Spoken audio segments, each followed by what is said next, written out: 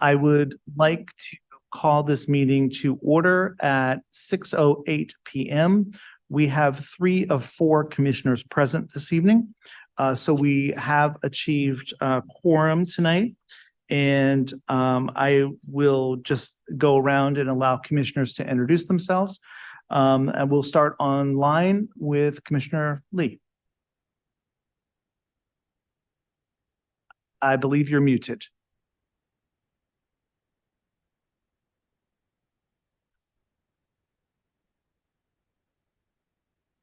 Still muted.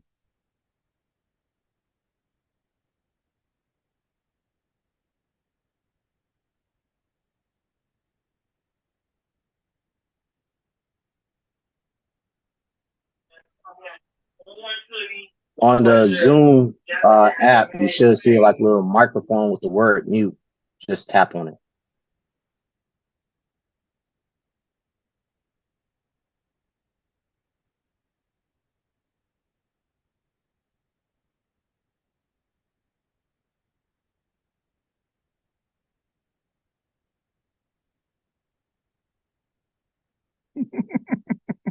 Nope. Sorry, I don't hear you.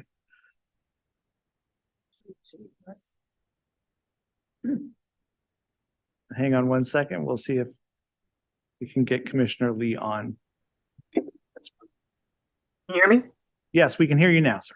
Okay, sorry about that. This is Commissioner Lee. I represent SMD 2C03, which includes the National Mall and Penn Quarter. Perfect. Thank you.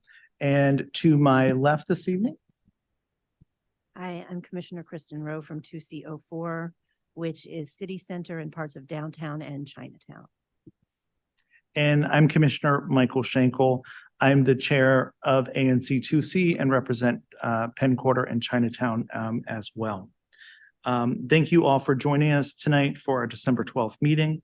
I would like to quickly just run through tonight's agenda, which is a fairly decent sized agenda tonight.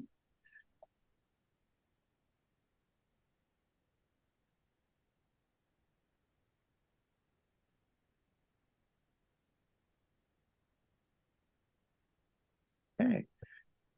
We hopefully have corrected our tech issues that we were having last time. So we do apologize for that as well, and have no preview options. Oh no, what's happened here? Oh boy.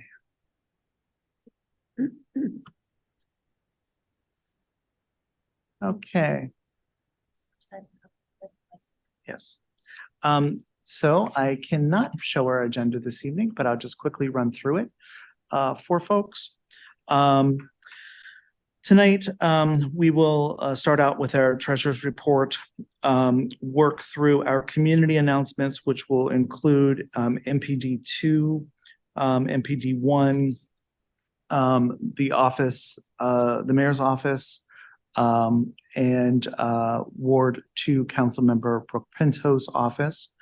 We have one activity related to local events that impact the community, and that is the 2024 National Cherry Blossom Festival. We do have 5 APCA license, the Alcohol, Beverage, and Cannabis licensing, to review this evening, as well as 2 transportation and public space applications for unenclosed patio seating as well as evening drop-off.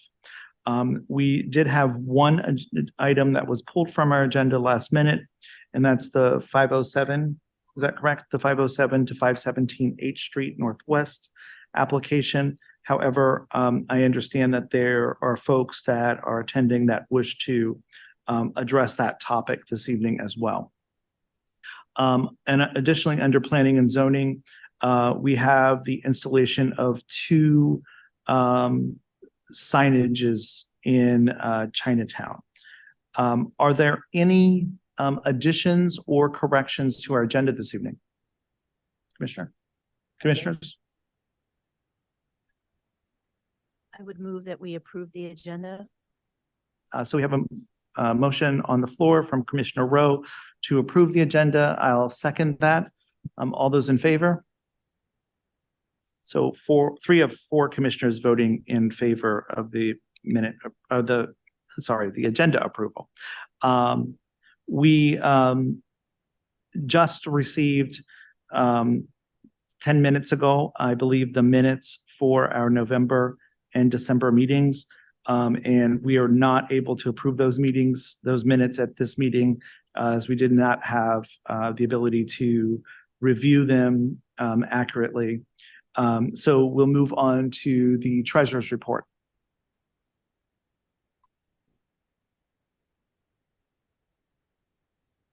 Yes, I have the treasurer's report here. We received an email from Don Dickerson saying that there was that she had to revise our Q3 report since we did not have any expenditures. So we started Q3 with $70,858.44. When we also ended with $70,858.44. And she asked me to go ahead and approve that report. That does not require anyone else to sign, just by myself. And then she asked me to upload that document back into the OneDrive. Terrific. I believe did she also send over the quarter four? Yes, she did. Let me just pull that up right now as well. Hold on a second. And Commissioner Lee, do you mind if you're able to share your screen? When you get that pulled up, I'm sorry.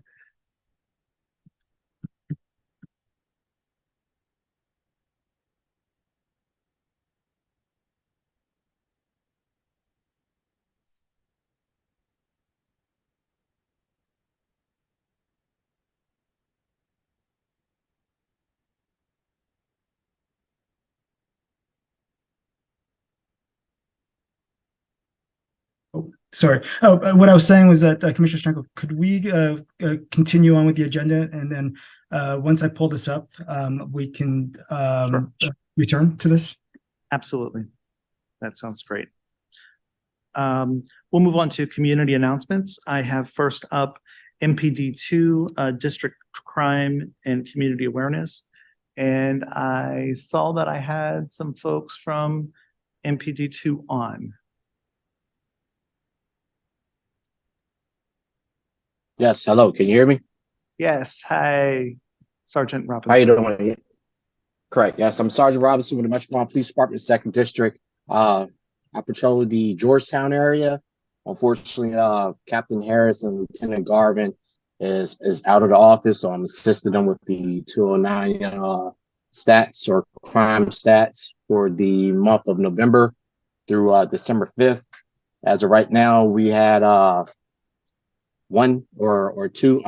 two assaults with a dangerous weapon. We had 3 robberies. We had no burglaries or no retail burglaries or residential burglaries in PSA 209. So PSA 209 is from 9th to 14th Street, Connecticut Avenue to Massachusetts Avenue. Our theft from autos and our thefts are up from this month, from the previous month, and our motor vehicle thefts are at 6.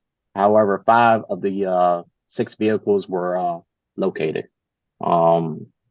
In reference to the motor vehicle thefts, one of the vehicles were a rental vehicle, which keys were inside the vehicle in front of the business. Some preventable measures that we always talk about is air tags, tiles. I do know MPD is giving out air tags to certain areas in the District of Columbia. You can also buy steering wheel locks. If you have I believe a Hyundai vehicle, you can stop by the police station, pick up a steering wheel lock. park in a well lit or garage area. Keep vehicles locked and off when you're not inside the vehicles. Our theft from autos, majority of our theft from autos are in the 900 block of G, H, and York Avenue. Are some of the measures that we're taking as far as MPD is that we have special a border area on 9th Street, in which whenever there is a major event near the Capital One Arena, we are making sure that the event goers' vehicles are secured. In reference to our thefts, we did make 4 huge arrests in reference to retail thefts. Two of the individuals were committing retail thefts, and they are the same defendants for majority of these thefts. That would be the 1000 block of F and I Street and the 1100 block of New York Avenue. So that would be Zara, Sephora, and the CVS.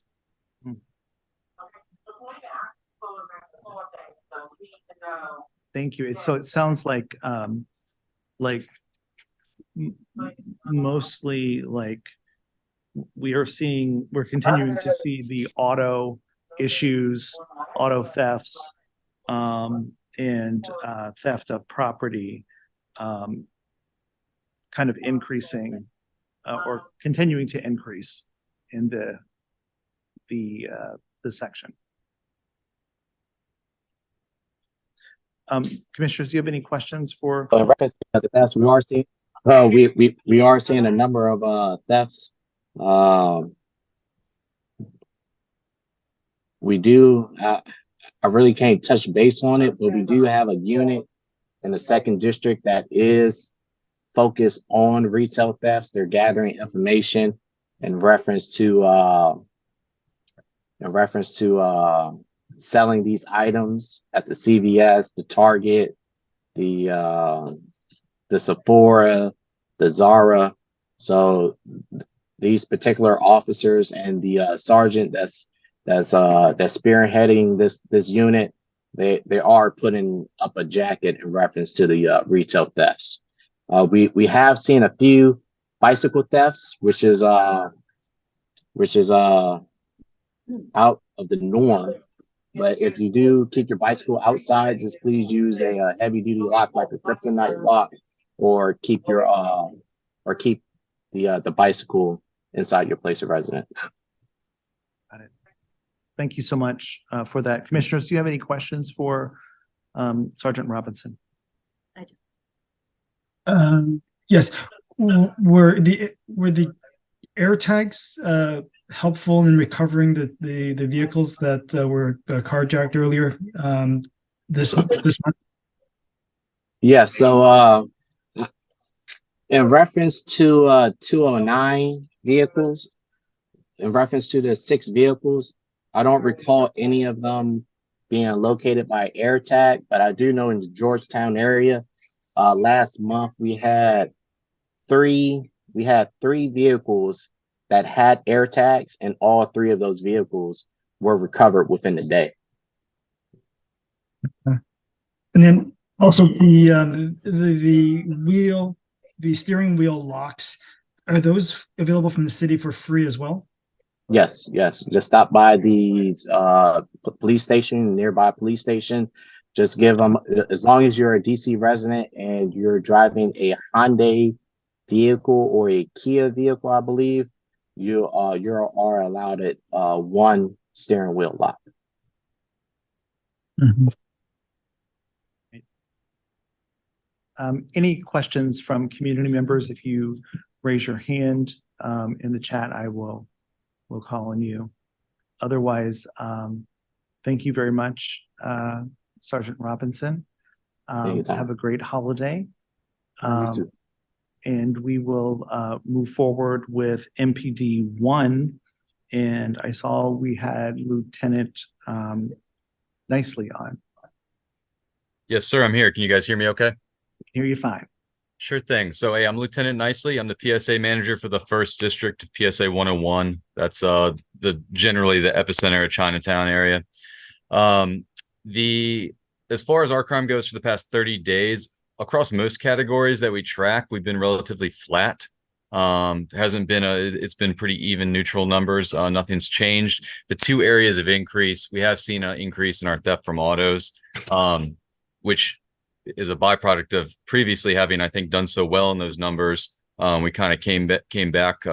We lost some of that steam, I guess, is maybe the better way to put it.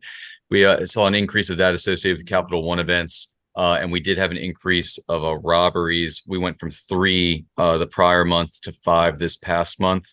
I can tell you that at least 2 of those robberies have been closed with arrest. It was the same person. And so that case has been closed and is being adjudicated through court. It's a juvenile, so it's a little bit, I don't know all the details about what's going on with it. There's some privacy issues with it, but outside of that, it's not made our crime stats yet, but yesterday there was a stabbing that caught a little bit of publicity in Chinatown. That was our only felonious assault that occurred.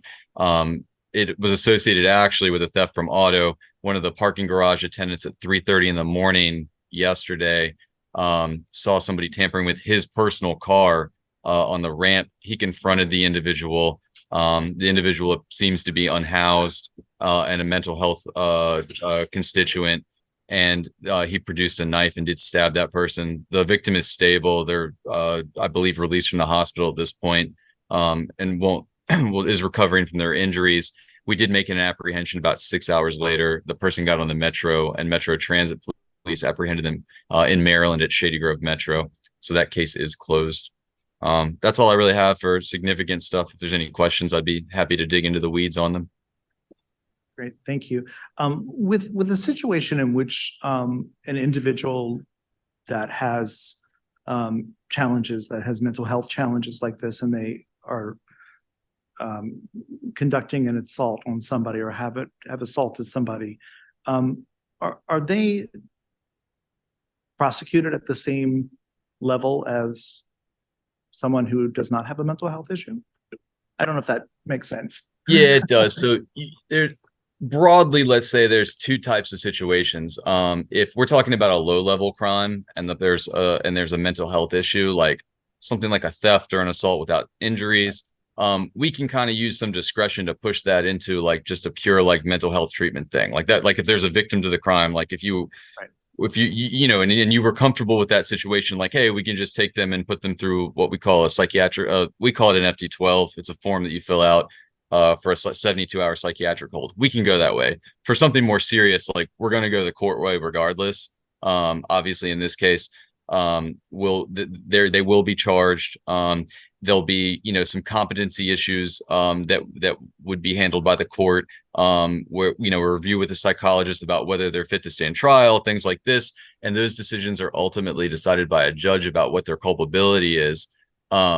Just because you have mental health issues doesn't mean that you are not competent to stand trial and understand the consequences of your actions and things like this. Those are complicated legal matters that are kind of above what I can really say, you know, where the dividing line is. But we still use the same process. They're not in terms of the case going forward. There'll be some extra steps, and potentially they could be declared not competent, and it could be taken into consideration for sentencing. But we can also use the criminal justice process in that way to force somebody to get help that might remediate, you know, recidivism in this case too. So it's not necessarily prosecuted differently. There's just some extra layers folded in that account for that situation. Got it. Thank you. That's helpful. And I know over the summer there was some targeted and really focused police presence. Can you tell me if that has happened again in this area? Yeah, so there was a big plan I think you're referring to in August. We did Yes.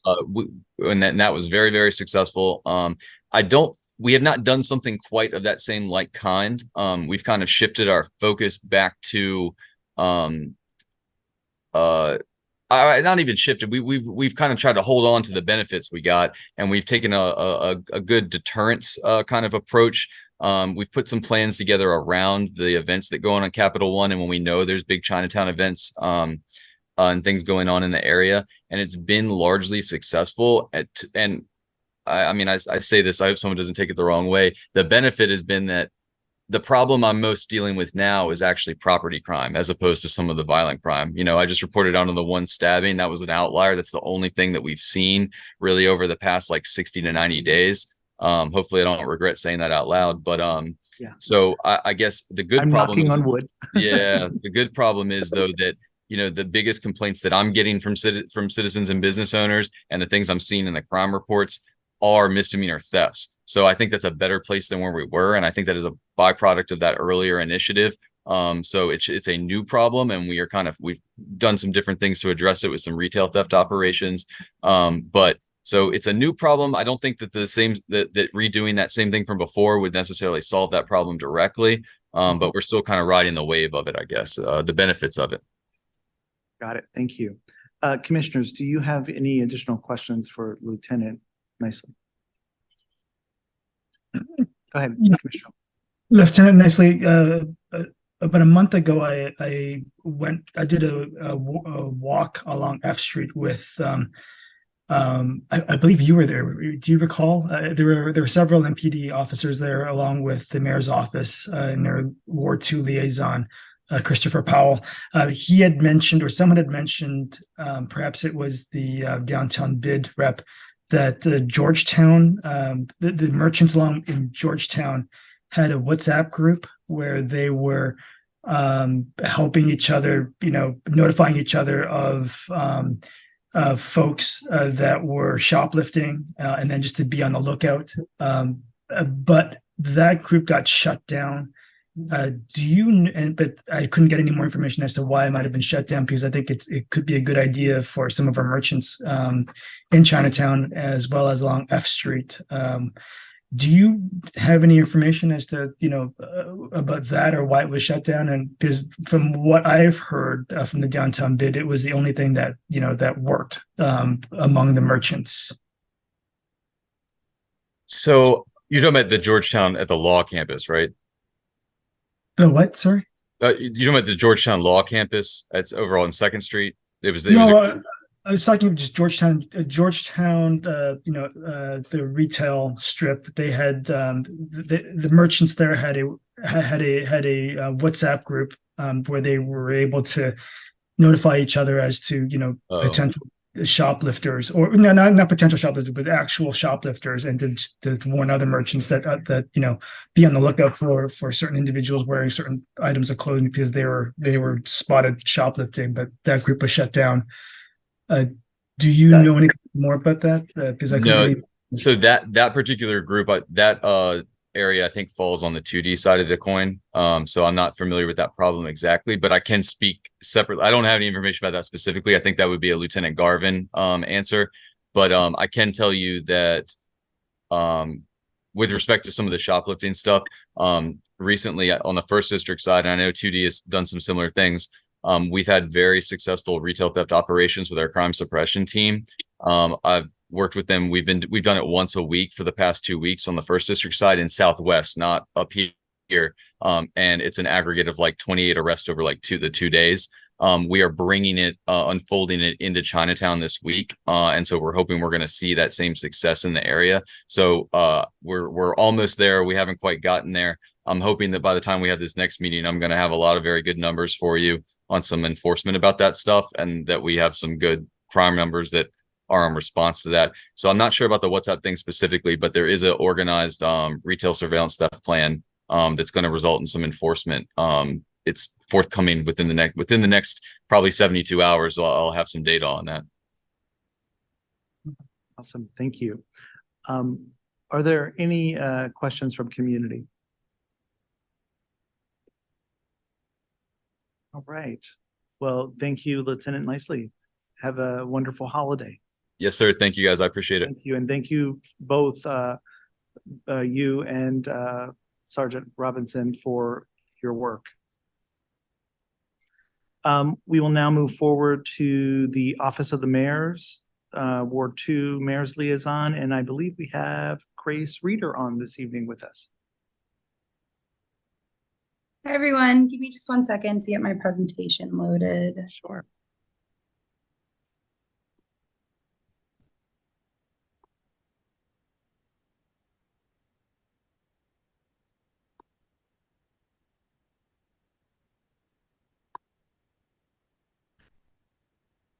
Okay. Hi, everyone.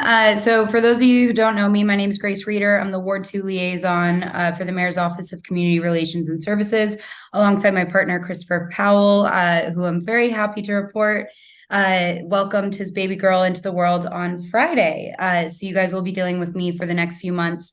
As we're really excited for Chris, but he's out on paternity leave. So I'll just get right into my announcements here for you all. So Mayor Bowser has encouraged residents to prepare for winter weather events by preparing their homes and supporting any future deployment of the district snow team. So after I give all of these updates, I'll also provide some links in the chat for more information for you all, since I know there's a lot of information. I'll be going kind of quick. So I'll have that information in the chat for you all to access as well. But the district snow team is made up of more than 800 employees from across district government, operating more than 250 snow plows to help keep DC streets clear. Our preparedness tips included ways for residents to sign up for real-time weather alerts through alert.dc.gov, and also encourage residents who are able to sign up for Serve DC's volunteer snow team.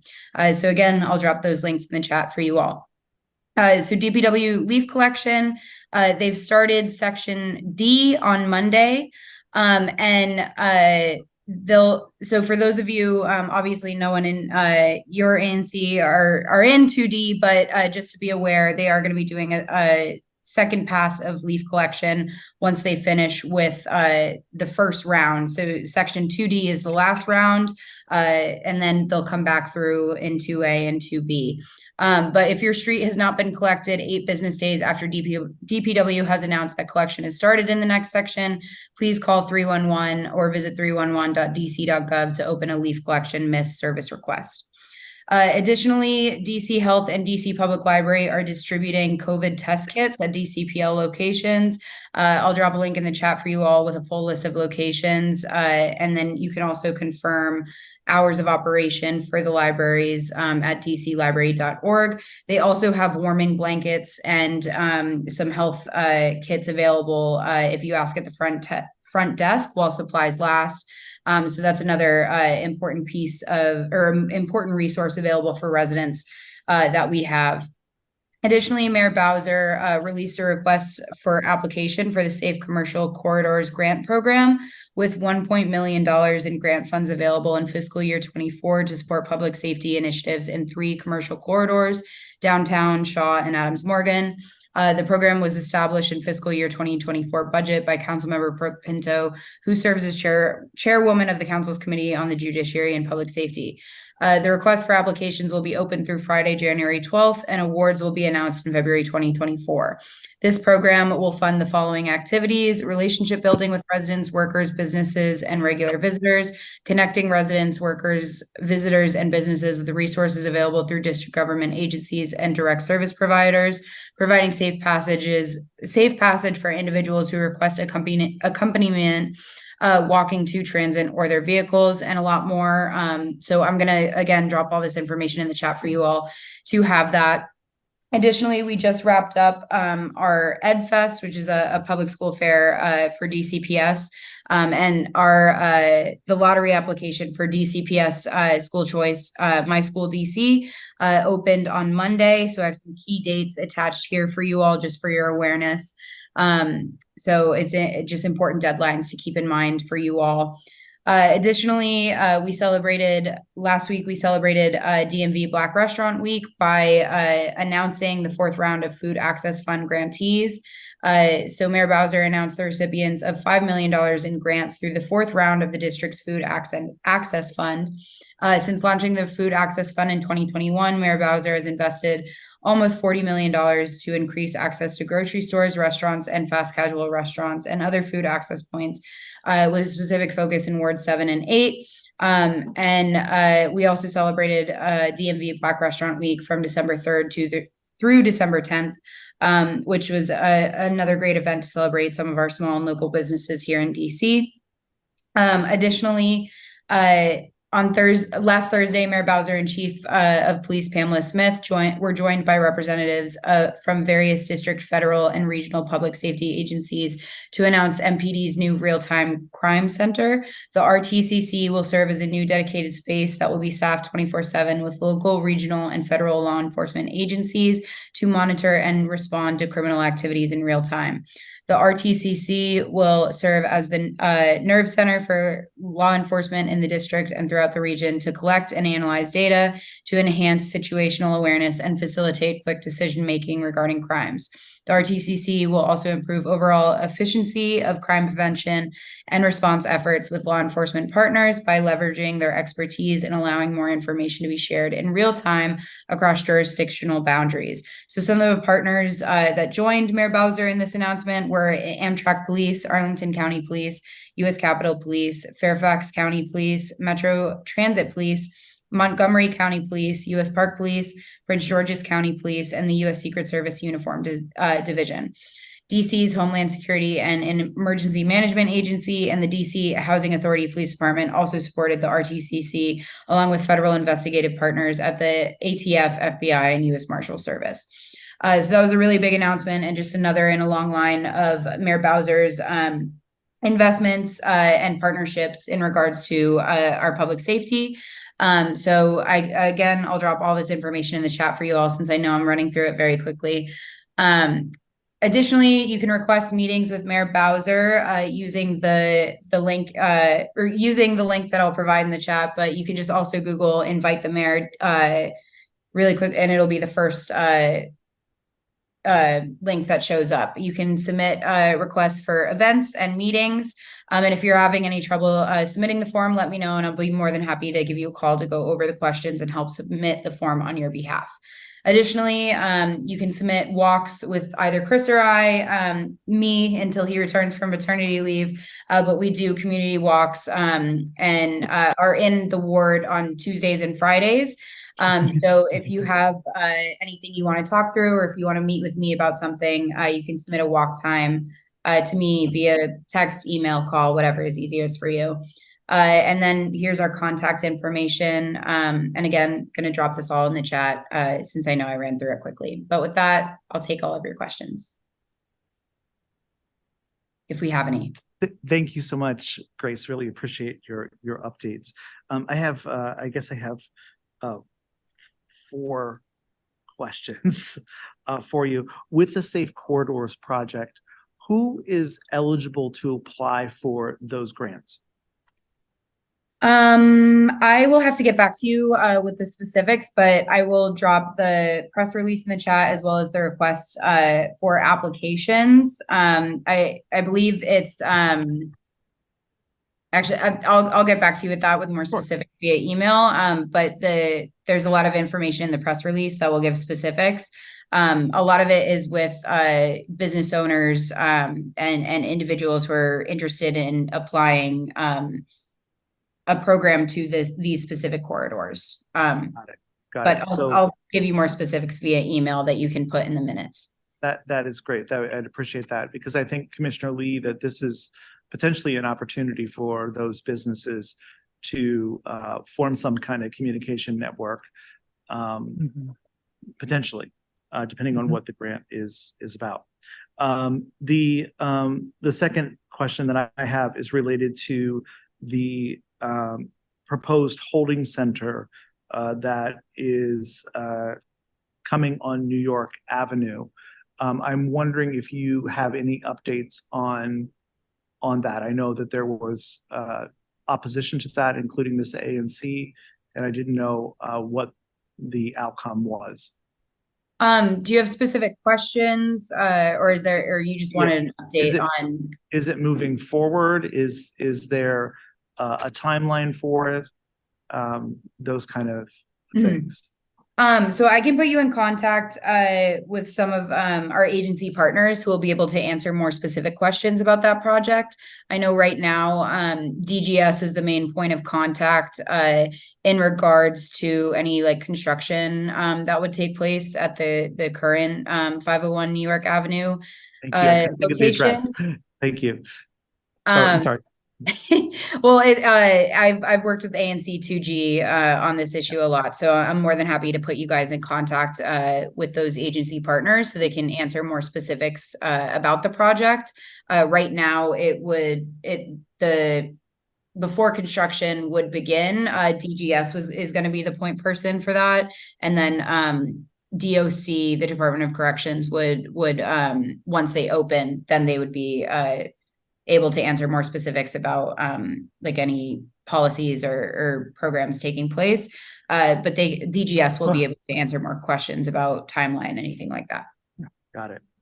And finally, I know, there's, one of the other major concerns is related to our homeless populations in our city, our homeless residents who are living under the overhang of this library, and I'm glad that the library is distributing blankets and things like that to these individuals, but I'm wondering, we're in a new fiscal year, and I'm wondering if money is available to house these folks, to get them out of the cold until permanent housing can be identified. I just see this growing population leading to all kinds of public health issues that are occurring around the library, including people defecating and urinating in the tree beds. We need to really begin to focus on some of that, to bring either porta potties out there for these folks, to give them some dignity, to have a place to go to the bathroom if they're not going to be housed. Mm-hmm. So I know our partners with DHS and the Deputy Mayor for Health and Human Services are actively doing outreach with some of our residents who are experiencing homelessness in the area, especially in the downtown area and in the area around the MLK Library. So I know they've been doing outreach in that area to those individuals, but part of the kind of catch-22 they experience is a lot of times those individuals who they make contact with aren't necessarily wanting to leave that area or aren't willing to engage with their providers in accepting some of the services that they offer. But I will flag some of what you mentioned this evening, as well as just remind DMHHS and our partners at DHS about this ongoing situation and see if I can get an update for you all that we can also provide in the minutes. So I'll follow up with you via email about all of these things. I'll put it in one email to save your email inbox, but we'll definitely follow up with you offline. Definitely. And I know that, people even urinating on the poles of the library. I've had residents complain that, even walking into this building smells like urine sometimes. And it's really becoming problematic for them and for the community. And we need to make sure that we have the adequate resources there. And I understand that there's a variety of reasons, but I'm just really surprised that there are so many individuals that would not want a warm place to sleep. But that may be the case. Finally, Capital One Arena. I know the big news broke yesterday related to Capital One Arena being wooed to Virginia. And just want to stress, I know that I've read the mayor's press release on this, how important and detrimental that would be to this community, for not only the loss of business and revenue here, but also that the Capital One Arena destroyed a lot of Chinatown when it was built, and we want to make sure that we do not lose that facility because of crime and other issues in the district. So I just want to put a plug in for the mayor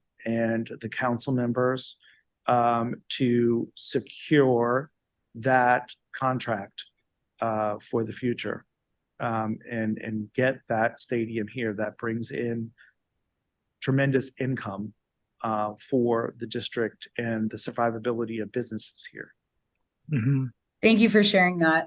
So just a quick background for those of you who may not be aware, Monumental Sports is currently considering offers from both Virginia and DC for Capital One Arena.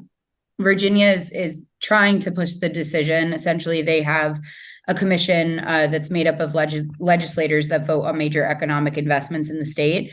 And that commission recently voted, I believe either last night or the night before, on a deal to bring both the Wizards and Capitals to Virginia, which has kind of created a press storm, and is what the Virginia government and governor was hoping for. So in Virginia, the deal would still, even though they voted on this, I believe last night or the night before, the deal would still need to be approved by the full Virginia legislature and the Alexandria City Council, whereas in DC, both the mayor and the chairman have come together to make a very strong offer to Monumental to keep them here in DC. And we only need another 6 council members to approve the deal, and it's good to go. So there's a much less legislative risk for Monumental Sports to keep both the Wizards and the Capitals here in DC. I don't want to speculate on as to what the Virginia governor and Monumental Sports are announcing tomorrow in their in the press conference in which Monumental Sports is joining. But Monumental is a great partner for us in DC and is a major part of our comeback. So the mayor is working really, really hard to come to an agreement with them that keeps the teams here. So I thank you for saying that. It's definitely something I'm going to share with senior leadership, that ANC 2C and the residents of downtown really would like to see Capital One stay here. But just wanted to provide that background for you all, if you had not heard some of the news that's been coming out recently and why that question was asked. Thank you for recapping that. I appreciate that. Commissioners, do you have any questions for? Sorry, go ahead. Commissioner. It's not really a question, but since I got my invitation today, though it came from DPR, I just wanted to say a reminder to everyone that the mayor hosts a free 5K on New Year's morning, right here in 2C, actually at Freedom Plaza. Is that right? That's a free thing, and people can come and get hot cider or something is served. I just wanted to, I had the mayor's office on to remind them, because it's a fun thing to start off the year, and it's a good way to walk off whatever you ate on New Year's Eve. It was actually in my notes to provide for this meeting, but I didn't want to take up too much of your time, and I had a lot of information to get through, so that was something I did I cut out. registered tonight. I registered tonight. So Awesome. But I'll also drop that information in the chat for you all, just so you have that information. It's a great event, even if it can be kind of cold at times. There's a lot of free activations and things in addition to that. So thank you. Thank you so much. Commissioner Lee? Yes, I have not a question, but just a general comment. I reiterate, this support to keep Monumental Sports in our in downtown DC and in our community. And it's just the sad irony that we wouldn't be in this situation at all, where the city has to now fork over $600 million to keep Monumental Sports in the city, if not for the deterioration of downtown. And not just necessarily, maybe the people are working in their offices, but just the general increase in crime and all the factors that led up to the crime. I'm glad that very glad that city council and the mayor is refocusing on that issue now, and I hope that after fingers crossed, we keep Monumental Sports downtown, and we give them the $600 million that they're asking for. That that we create the reforms necessary that to not bring us back to the situation that we have now. 2 years from now, 3 years from now, 4 years from now, where we're back to square one, and the $600 million that we spent has gone for naught, and they again start looking elsewhere because they just can't do business downtown. So I think that's a message that that needs to be kept in mind, that we wouldn't be here in this situation if not for what's happening downtown, and for all the reasons, all the legislative reforms or changes that have led to the current state of things. So I'm glad that the mayor is doing what she's doing, and I'm glad for the bills that the city council is currently reviewing, and I hope that city council can get behind these things. Thank you for sharing that. And another thing I'll put in the chat as well, in addition to the points I shared earlier, just wanted to remind you all of the mayor's comeback plan, which she announced earlier, almost a year ago. It was in January of last year, or of this year, but downtown and downtown's comeback is an important pillar of that plan, and that includes partners like Monumental Sports. So the mayor's working really, really hard to make sure that our Wizards and our Capitals stay in DC, in addition to working with our federal partners to get the land back at RFK, and coming with a deal to bring the Capitals back to DC, so that we have these important economic partners here in our city, and here to stay for good. So definitely something the mayor is laser focused on. It's one of something we talk a lot about in our internal conversations.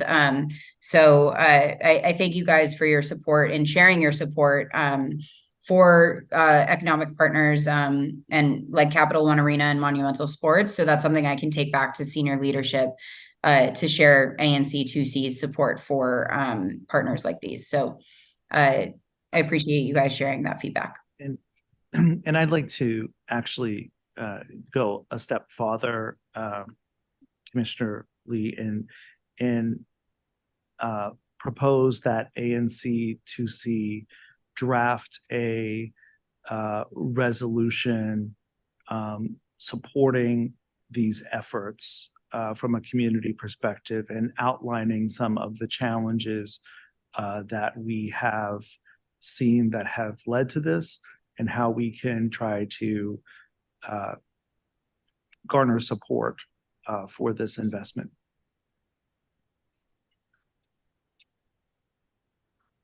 Yes, Michael, what do you want to suggest? Do you want to work on a resolution like today for the end of the meeting to vote on, or do you want to work on this No, offline first? We'll have to work on it and Okay. and get it out. But I think it's really important that we do. And I can certainly follow up with you guys tomorrow, once we have more information after the Virginia's announcement, if that's something that would be helpful for you all, if you were to draft a resolution of support. That'd be great. That'd be excellent. Thank you. Any other questions for Ms. Reeder? We do have a hand up. It's Casa. Kasha? Hi, yes, thank you. Can you hear me okay? Yes, we can hear you now. Okay, great. I did have a question about the homeless population. I live at the residences at Gallery Place, and this morning when I was walking from 7th Street down past Capital One Arena to Compass Coffee, there were about 3 people that were sleeping on the sidewalk. And last night or yesterday, I saw a person was sleeping down by the escalators by the metro inside, like in the corner where the escalator ends. So I was wondering, I mean, is there anything I can do, like when I see these people like sleeping out in the cold on the street? So there's a couple things. So one, when you do see these individuals, especially when it's cold out, please feel free to send me an email. I'll drop my information in the chat here. It's just my first last name at dc.gov.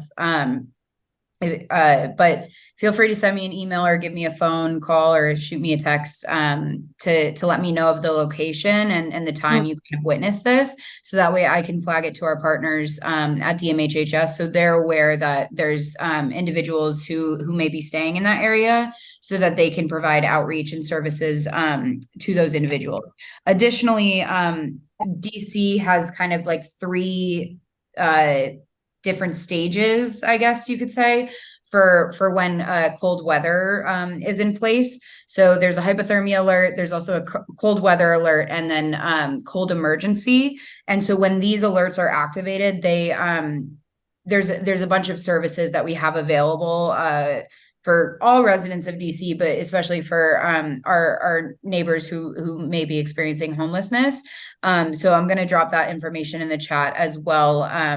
I believe it's snowready.dc.gov, if I can remember correctly. But again, I'll put this all in the chat for you all, because it has a ton of information that you can provide to individuals or to your neighbors if you see someone who may be experiencing homelessness. There's like free shelter services, there's warming locations, stuff like that. So if you see someone who may be experiencing homelessness and is sleeping outside at 12 in the morning or something like that, we definitely want to make sure you have the information to be able to call either a bus to get that person to a warming shelter or stuff like that. So just stay tuned for me to drop all the information in the chat, so that way you have that. But I can definitely do that. I can do that right now. Great. Thank you so much. And Chair Schenkel, is there a way for me to message everyone? If you drop it in the chat, we will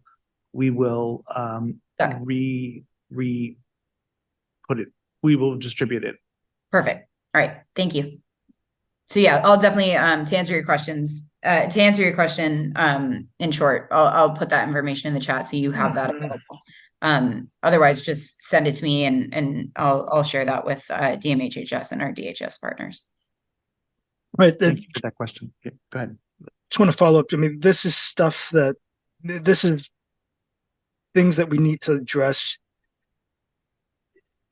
in the neighborhood when we, try to keep monumental sports downtown. It's one thing to spend, $600 million, but if we don't do something about the homeless population, then again, that money is going to be wasted, because the monumental sports will be inclined to leave again. So I hope the city council and the mayor can come up with something more specific to address this specific problem at the specific location.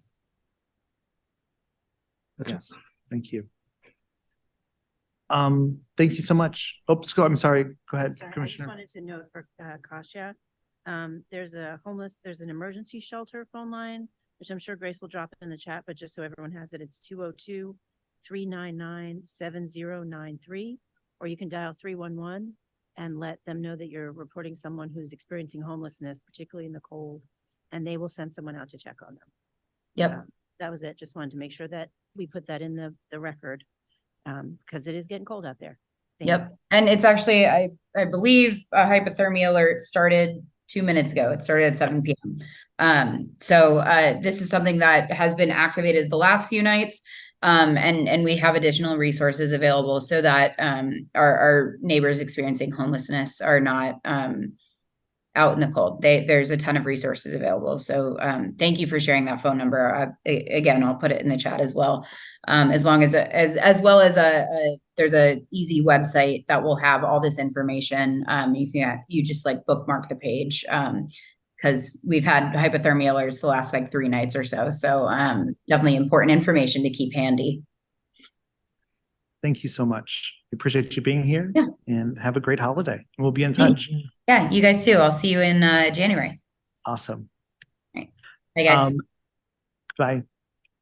And we'll now move on to Ward 2, Brooke Councilmember Pinto's office.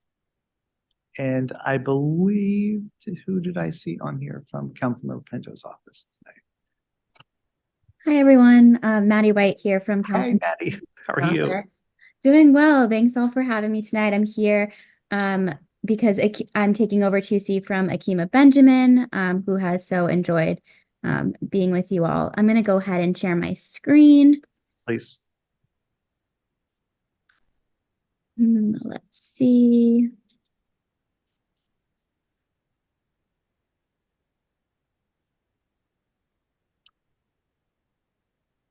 Okay. Can you all see this okay? Yes. Fantastic.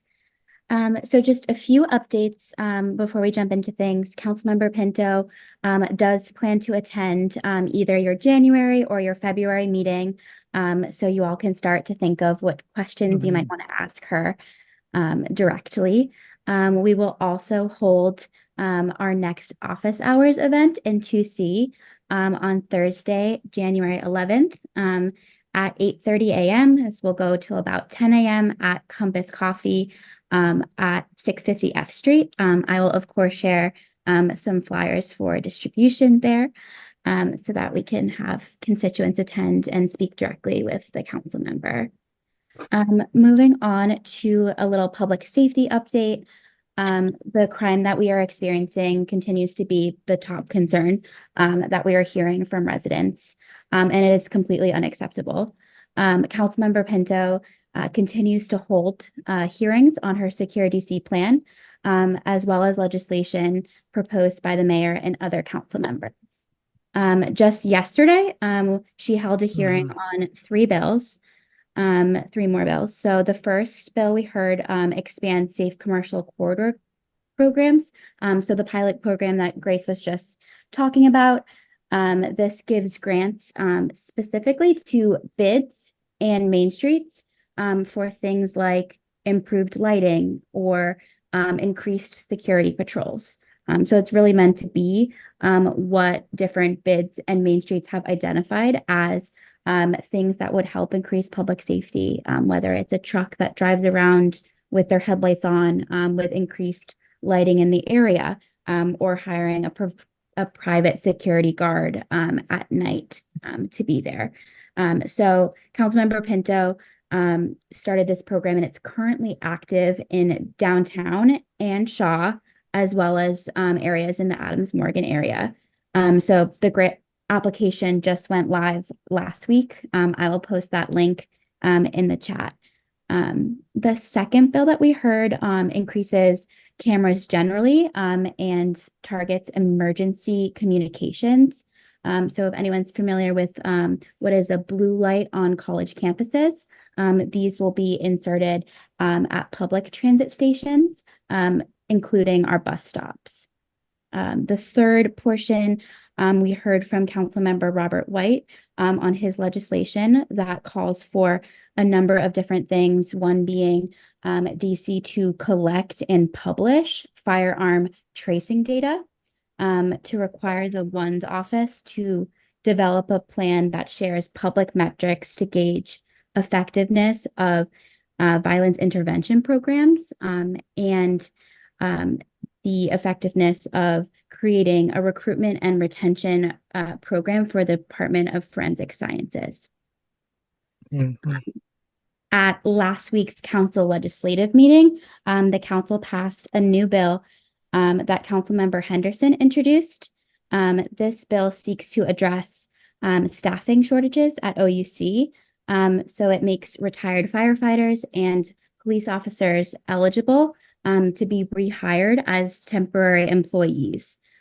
So these former public servants who already have a true and high understanding of dispatched operations will hopefully help address the gap in staffing while we continue to hire and train new folks for OUC. So a lot of people have been asking how they can help address our public safety crisis. So if you feel strongly about public safety, please sign up as a witness to testify and contact your at-large council members. I know I've seen lots of 2C folks testifying in the past few weeks, so thank you for showing up. We do expect votes on various legislation in the early new year, and I've been encouraging folks to attend ANC meetings and join your public safety committee and more. Here on the screen, you can kind of just see a little timeline of different public hearings and roundtables that the council member has been holding as a huge part of her Secure DC plan. Moving into a little budget update, the council member will hold her annual Ward 2 budget forum. This will occur virtually on Tuesday, January 16th at 7 p.m. over the platform Zoom. And I will share an RSVP link in the coming weeks. We just encourage anybody with budget requests to sign up and give testimony. And we'll let you know also how to submit any written requests. You can, of course, email me or any of our staff members at all times. Here is my contact information on the screen. And just a final update is ahead of any winter weather, this is a good time to submit 311 requests, specifically for potholes and cracks in the road. So typically pothole requests will get filled within 3 business days. So I'll also post those links in the chat. And of course, I'm happy to take any questions. Thank you so much, Maddie. Appreciate you being here tonight and giving those updates. Commissioners, do you have any questions for Maddie? Yes. Commissioner Lee, go ahead. Yes. You lots of good information here. Would it be possible, Maddie, if you could, push out some of these dates and meeting dates and times out through the calendar, and then just send them out as automatic invites so that I can go through and just say check off yes, yes, yes, and then it appears in my calendar. I know when to attend. Right now, what I find is that we get thrown out a lot of dates and times, and then it's very hard to then have to integrate all that information into my calendar. Absolutely. I would be happy to invite all commissioners to both office hours, budget forums, and then Right. I will be sure to get those flyers out so that you guys can share those widely. Right. Yeah, that'd be perfect. Thank you so much. Awesome. Any other questions from community members? Or any questions from community members?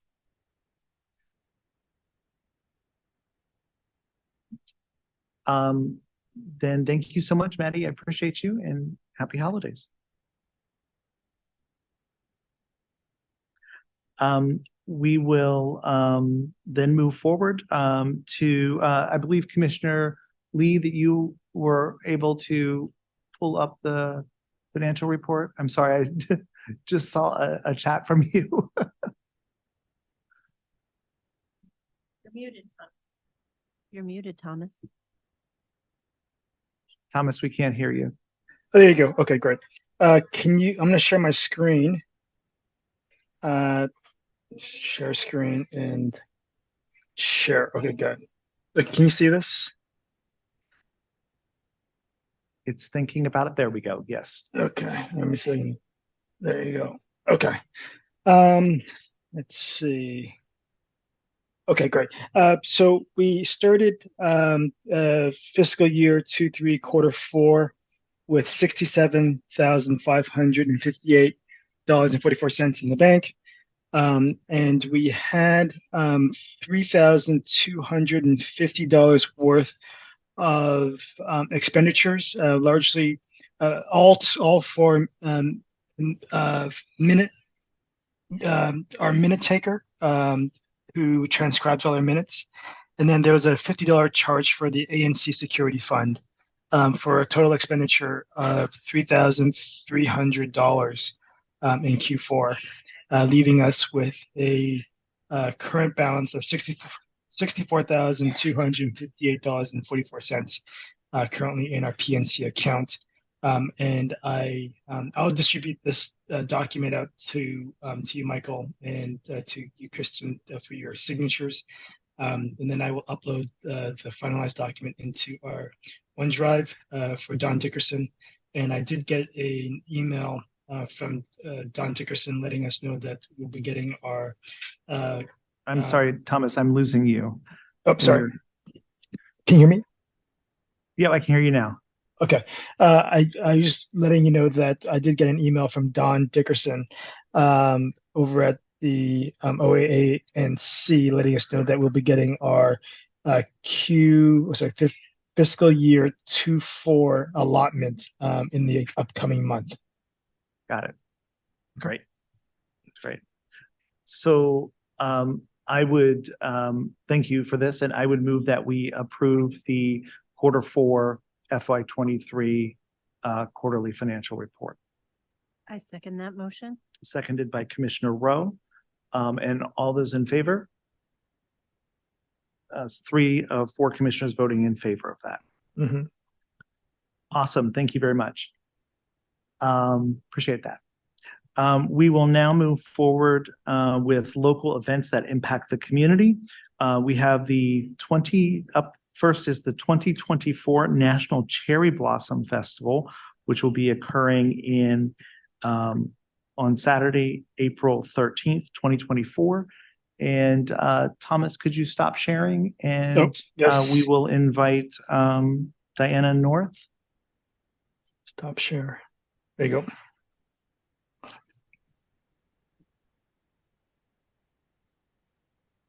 Ms. North, are you? Yep, I'm just trying to share right There now. you go. There you go. Gotcha. Can you see it? I can see you. Let's see here. Not allowing me to share.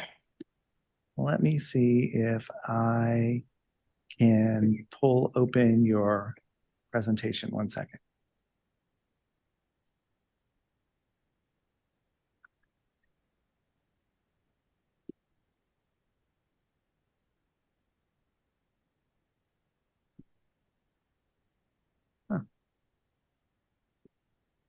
Yeah, for whatever reason, it doesn't look like I have access to share. Oh, no. Okay, let's see here. Email the document to one of us. Yeah, I have it from her, I believe. Yep. I had downloaded it and I don't see where it went to. Okay, there it is. Okay, here we go. Let's see if we can open this up this time.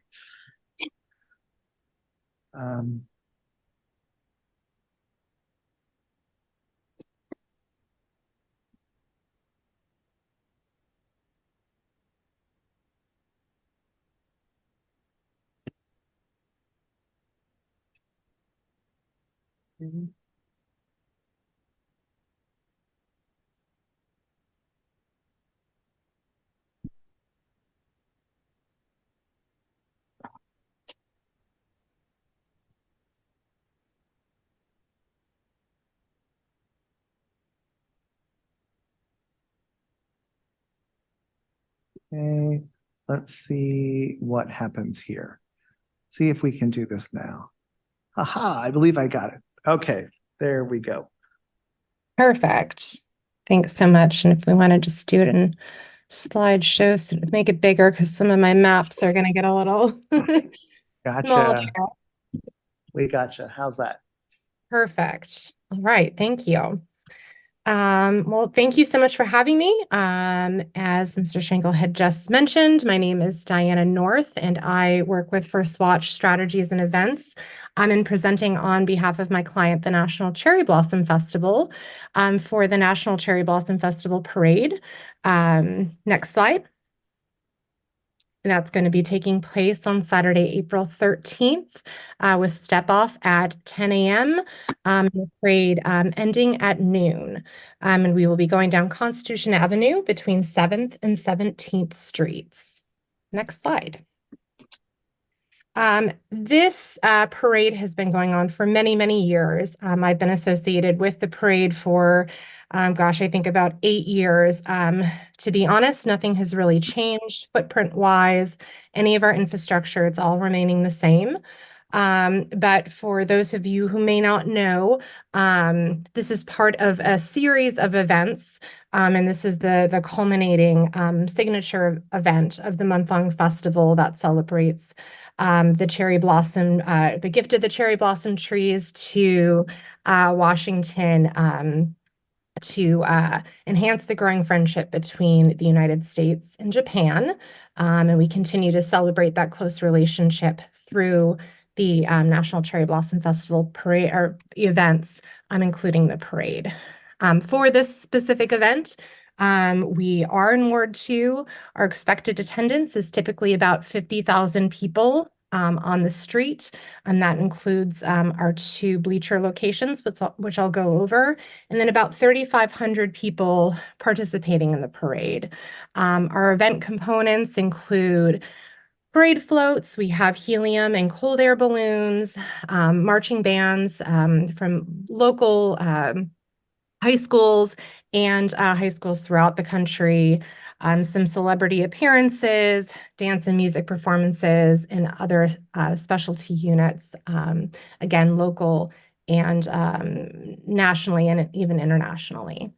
Next slide. So in terms of some of our basic information, while our parade steps off at 10 a.m., we do start assembling our parade units around 3 to 4:30 in the morning. So it is a very early morning for us.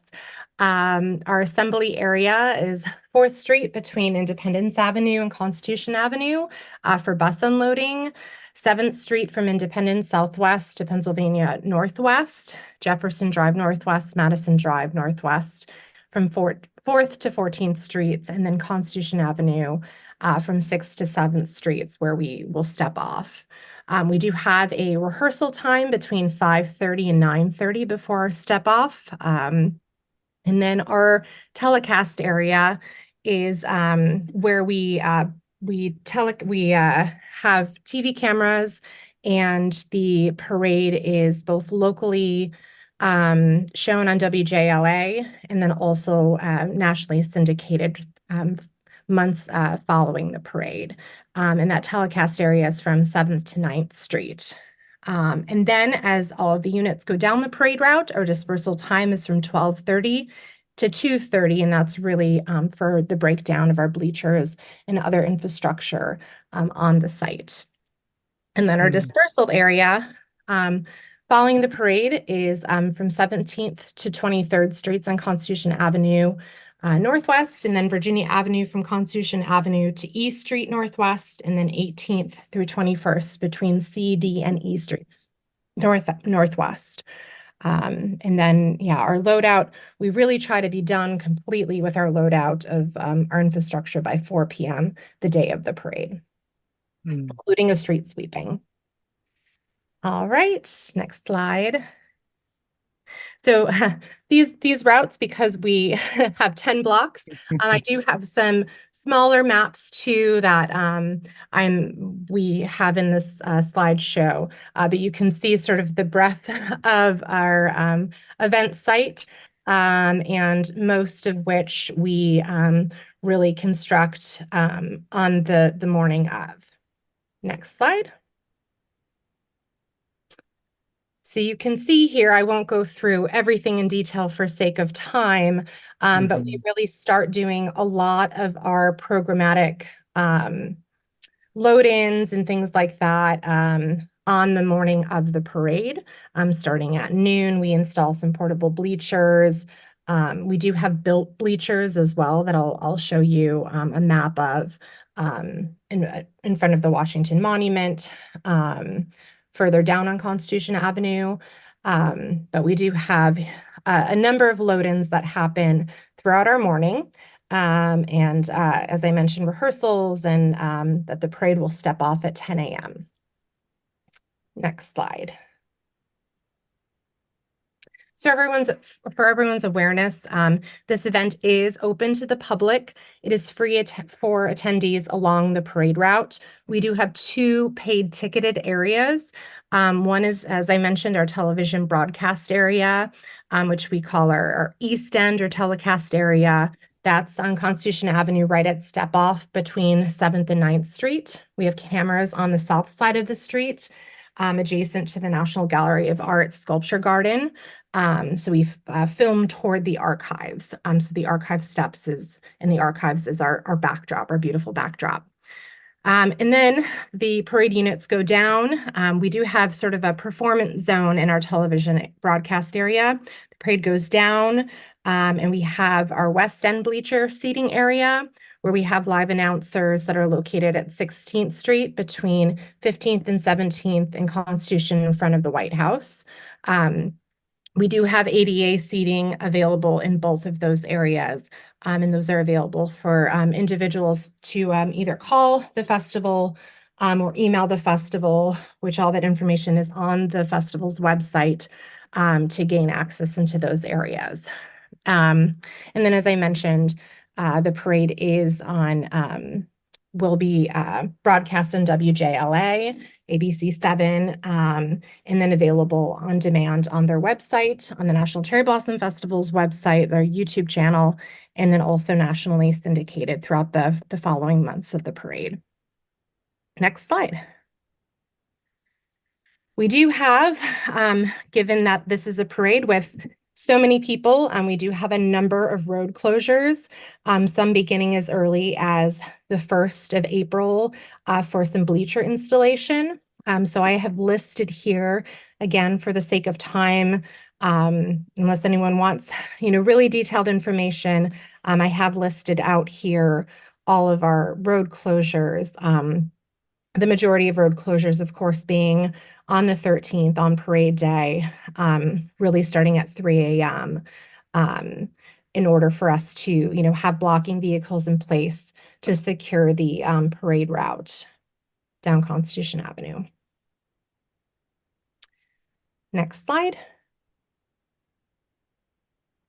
And then I also wanted to put here for just everyone's awareness that we do have a number of staging and equipment set up on public space. This includes standing bleachers, as I've mentioned, on the south side of Constitution Avenue. We do have from 7th to 9th Street and then 15th to 17th Street.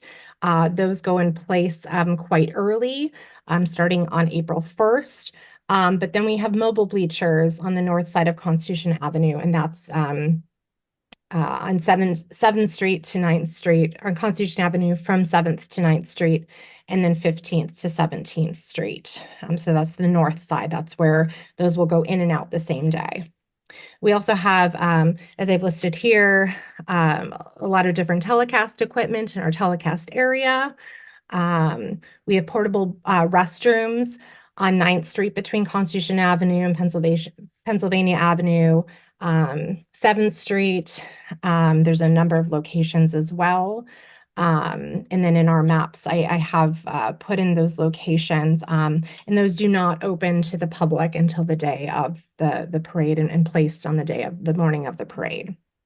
We also have a number of stationary tents, including tents in our production compound, which is on the National Mall, as well as first aid tents, merchandise tents, sponsor tents, things like that. And then, as I mentioned, we have our West End, and we have some bleacher infrastructure, including a broadcast platform, and then some seating areas and speaker towers. Next slide. And then I have included a number of maps. Again, for sake of time, I'm happy, for these maps to all be shared. But I have put, really all of our different areas in here, our telecast, our West End, throughout the parade route.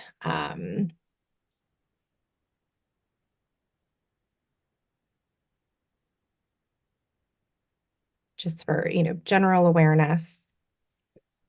And then that's really all I had. We've submitted permits. We've been conditionally approved by MSCTG, have already presented to National Park Service, MPD, put in our MPD permit, public space, have all been submitted to TOPS. So we're, on track for all of that. But happy at this point to take any questions that you might have. That's great. Thank you for that very great overview Of course. of this really wonderful event that happens in across the district. Commissioners, do you have any questions? And are there any community questions? Then I would like to move that we send a letter of support for the 2024 National Cherry Blossom Festival Parade. I second that motion. And all those in favor? So 3 of 3 commissioners voting in favor of that. So we will get a letter off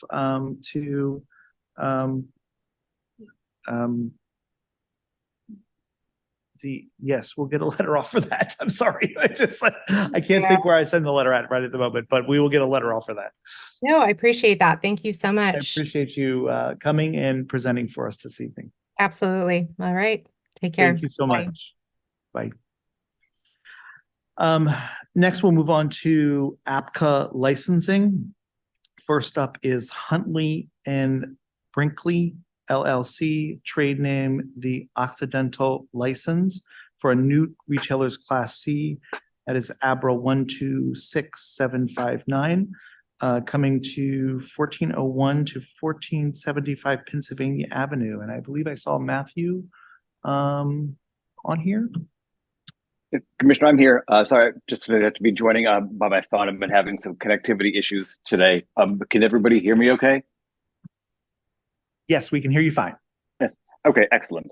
Yeah, so this is a retailer's Class C restaurant ABC license application that we filed on behalf of Huntley and Brinkley LLC, trade as The Occidental, at 14th and Pennsylvania Northwest. It's going to be located in the Willard Center, the Willard Intercontinental Hotel, and it's taking the exact same space that the Occidental restaurant that stood there for decades once had. It's going to be the reopening of it post-COVID. It's going to be a restaurant with 200 seats, with a total occupancy load inside of 250. That's seating plus standing. And they'll be using the Sidewalk Cafe out front that holds up to 150 seats as well. We're looking for an entertainment endorsement for the inside of the premises only. And we'll also be seeking the holiday extension and alcohol carryout and delivery endorsement. The hours of operation that we're seeking are for the inside, outside, and also the hours of sales, service, and alcoholic beverages will be 6 a.m. to 2 a.m. and 6 a.m. to 3 a.m., which is consistent with the hotel's operation hours. Entertainment would start at potentially at 8 a.m. On the inside only, ending at the same times, and the alcoholic beverage carryout and delivery endorsement would go from 6 a.m. to 1 a.m. This is another concept from Steven Starr, the folks that brought you the Diplomat and St. Anselm, and most recently El Presidente and Union Market. They're the ones that are taking over this historic space and are going to sort of return it back to its former glory. And we're just looking for the ANC's support for the ABC license application that goes along with it. Great. When do you think you'll reopen, or when they think they'll be open? I mean, sometime in 2024, probably towards the later end. Got it. Okay. That's great. I think this is awesome. And I'm glad to see that space being reopened and reused. So that is fantastic. Any questions, commissioners? Any concerns from community members? Then I would like to move that we send a letter of support for the Occidental license. I would like to second that motion. That's seconded by Commissioner Rowe. And all those in favor? So 3 of 3 commissioners voting in favor of that. So we will get a letter off for you, Matt. Great. Thank We you. really appreciate it. Thank you so much, commissioners. Okay, thank you. Bye. Bye-bye. Have a great night. So next up on our agenda is Kofu Koken Hospitality LLC. This is for a new retailers class C. This is ABRA 126877 from 1825 to 1875 I Street, space 10. And is Manila on with us? There she is. Hello there. Hey, good evening, Commissioner. Hi, everyone. My name is Manal Mahmood with Malleus O'Brien Sandground. And this is going to be part of the Square Food Hall, which is already open. It's going to be a sushi stall that has its own designated seating, as well as being able to use the rest of the food hall. And Kiyomi is going to be mostly omakase, which is, chef selection. If you've had a chance, the chef has actually been doing some special lunch pop-ups as a preview. And he's hoping to open his stall in February, and his hours are consistent with the food hall hours. They're not open those full hours, but we requested Sunday through Thursday, 6 a.m. to 2 a.m., and Friday through Saturday, 6 a.m. to 3 a.m. That's great. And I was just visited the food hall just recently. It's great. Love it. Commissioners, do you have any questions? Any concerns from community members? Then I would like to move that we send a letter of support for Kofu Koken Hospital, the sushi, Komi Sushi, the ABRA 126877. I would second that motion. That's seconded by Commissioner Rowe. And all those in favor? So 3 of 3 commissioners voting in favor of that. We will get that off for you. You do not need a stipulated license, do you? No, we're hoping to open at the end of February, beginning of March. So that would be plenty of time. But thank you, Commissioner. Awesome. Thank you so much. We appreciate you, being here. Thank you so much for having me. Happy holidays, everyone. Same to you. Bye-bye. Bye. Next up is by Cafe Point Group LLC. This is Moi Moi, a substantiated change to the restaurant license, Retailers Class C Tavern. This is ABRA 120466, and this is at 1625 K Street Northwest. Oh, 1627. I'm sorry, 1627 K Street Northwest. And I believe we have representation in the room tonight. Use the microphone here. No, I'm saying to you if you want to, sorry. Yes, if you want. Pointing at the gentleman. Yeah. It's like, not me. Not me, not me. No, not me. Oh, it's putting his mic. I know we spoke. Yes. Yes. Get vote on. Yes, so we did not get to vote on this license at our last meeting. And I just wanted to have you, if you wanted to talk through about what you're looking to do. Right. We open Monday through Sunday, and we only open for dinner, which is 5 to 10, 5 to 11.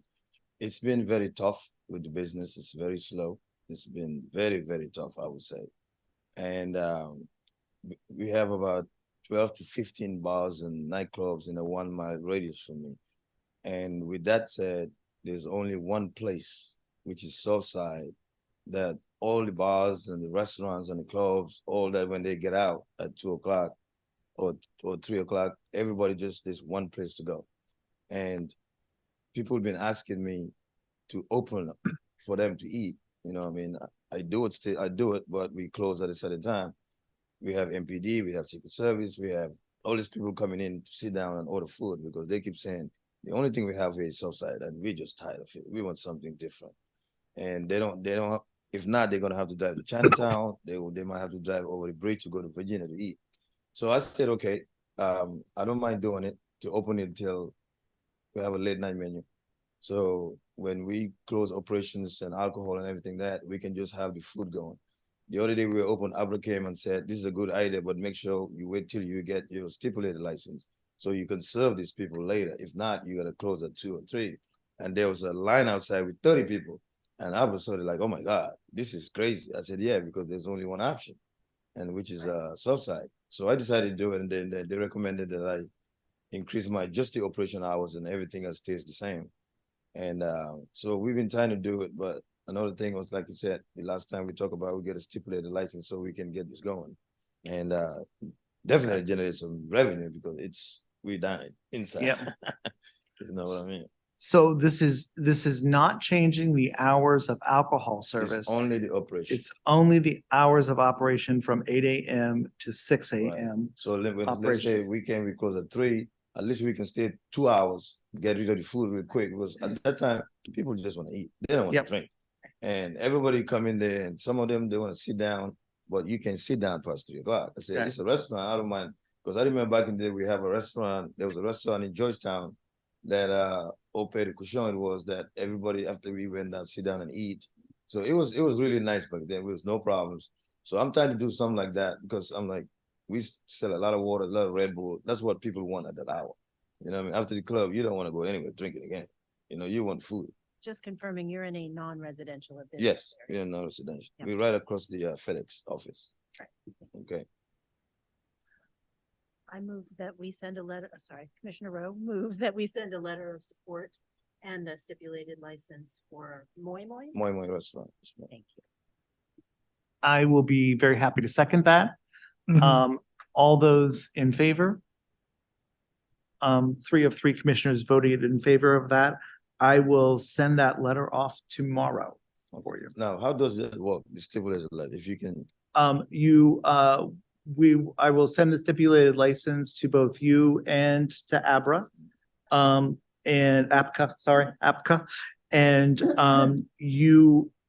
the board will then, have to, vote and approve the issuance of the license. Okay. If no one protests the license by the end of the protest period, it just moves into licensure. Sounds good. Okay? Thank you very much. Thank you so much. Thank And you. sorry we didn't get this taken care of last month. It's Sorry, good. buddy. We've been patient, but. Yeah, you've been very patient. I appreciate it. Thank you. Yeah. Thank you. You gotta have the placard. Exactly. Thank you. Next up is DC Gym Food Hall, Inc., trade name Minori for a new retailer's Class C restaurants. This is Abra 126869 at 1147 20th Street Northwest. Is Mr. Lee here with us this evening? Not Commissioner Lee, but or someone from the establishment.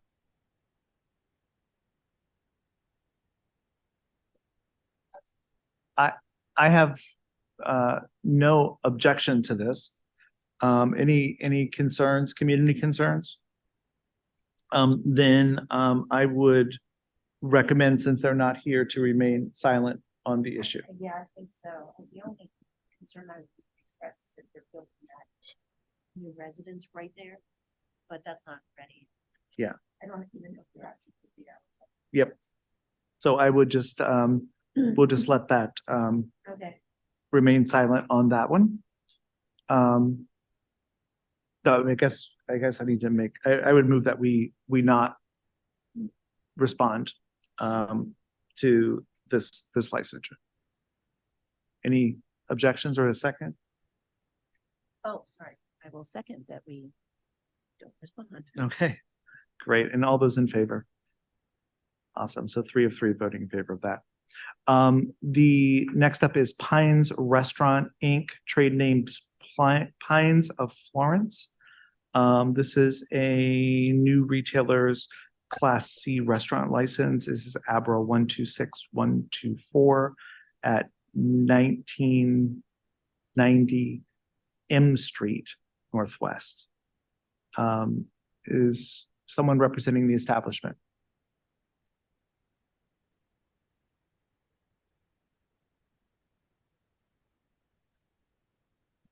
then I would recommend that we again remain silent on the issue. I will second the motion to remain. silent. Okay. I have no issues. I've heard nothing from community demonstrating anything otherwise.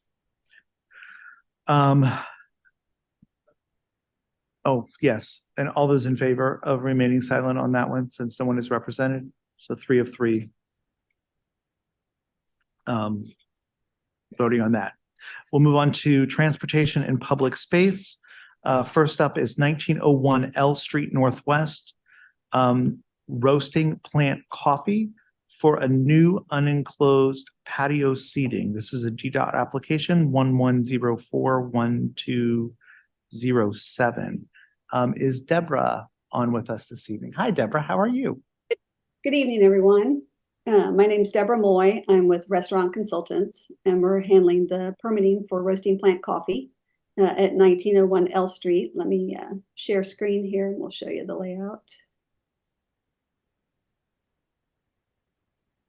All right, can you guys see that okay? Yes, we can see it. It's up there fine. Yes. Okay, great. So as I mentioned, it's at 1901 L Street, but their storefront actually faces the 19th side of the building. You can see they're going to have 9 tables with 18 seats. There are 2 ADA designated seats. They have left a pathway. I don't know if you're familiar, but there is one of the fire hookups in front of their storefront. So they have left a clear path for the fire department to gain access for that. They are maintaining their 10-foot pedestrian pathway, excuse me, pathway. And it will be bordered with a fence and planters, nice planters to go along with that. Right now we're scheduled for the February 22nd hearing. It's under review right now with DDOT, so we just kind of got started with that. So the reviews are still taking place. And I believe Doug Listener with Roasting Plant Coffee is also on tonight. Doug, are you there? I am, yes. Hi, Deborah. Hey. Yes. Hey. Hello. Hello there. How are you doing? Good. How are you? Good, thank you. Do you want to say You want to chime anything in, Doug, any about bit the about establishment? the business? Yeah, about the business. Sorry, I'm trying to get my camera up, but I can't. We're a coffee shop. We've opened a new location in Washington, D.C. in October, and had a deputy mayor come by for the ribbon cutting in November. And this will be our second location with an outdoor patio space, and we're eager to get this one going and hopefully open sometime in February. The coffee shop itself, and then the patio following. Awesome. Anyone have any questions?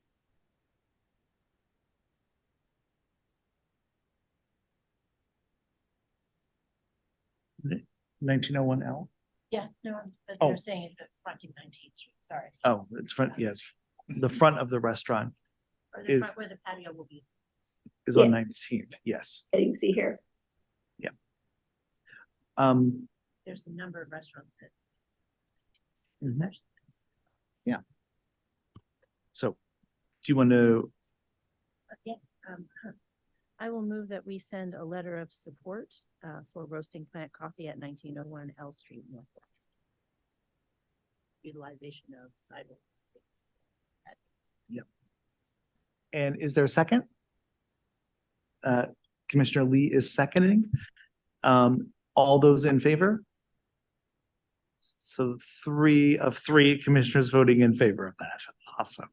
So we will get that letter filed on the DDOT site for you, and I'll send you a copy of that letter as well, so you have that. All right, great. Thank you very much. Thank you so much. Thank you very and much. Good luck. Thank you. Have a good one. Bye-bye. Next on our agenda is 1200 block of L Street Northwest, creating creating of an evening drop-off and pickup for Thompson Elementary School, sorry. Is Christopher on with us this evening? Oh, you're here in person. Oh my gosh. Yay, we haven't saw it in person. If you go to the mic and we can. Yeah, we're talking about Thompson Elementary School now. Thompson, or it's okay. It's not in, there's no P. Okay, good to know. So I'll be presenting on NOI 23236 for the, is it good? All right. It's for the extension of the evening pickup. So I don't have, I know I sent to you some of the materials, so if you could grab pull that those right up. now. Thank you. Hello. Oh my.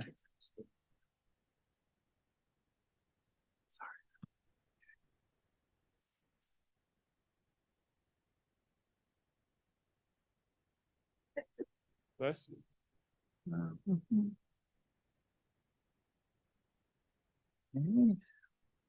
One second here. Sorry about this.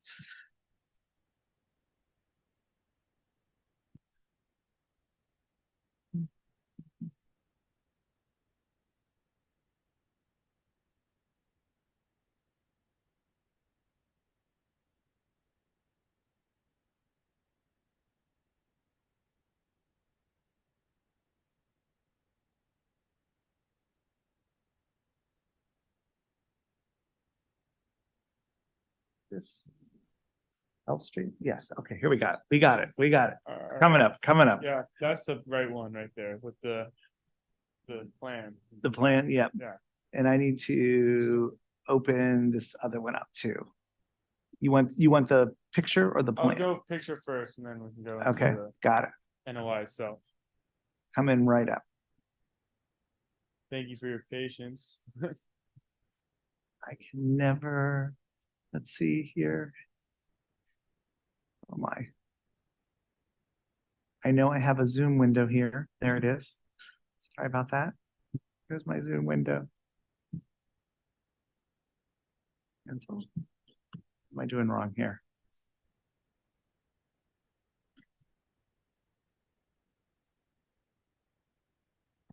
What has happened?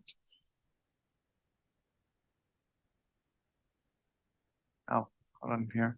Here we go. Now I'm ready. Now I'm really ready. Okay, here you are. All right, great. So on the right side of that image is Thompson Elementary. You can't see it, but past that is 12th Street.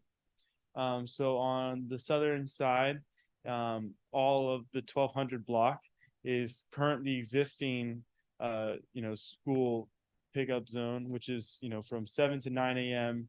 and then from I believe 3 to 4:30 p.m. So the request was to extend this from 3 to 6:30 p.m. and that would be removing the rush hour driving lane on the 1200 block of L Street. So our proposal in this NOI is to extend this school pickup drop-off zone from 3 to 6:30 p.m. And then on the 1300 block, we will be removing some parking and to make that a right turn only, because before this would be you can go straight or you can take a right, and then now you can only take a right on the southernmost lane. If you look at the leftmost side past 13th Street. Does that make sense?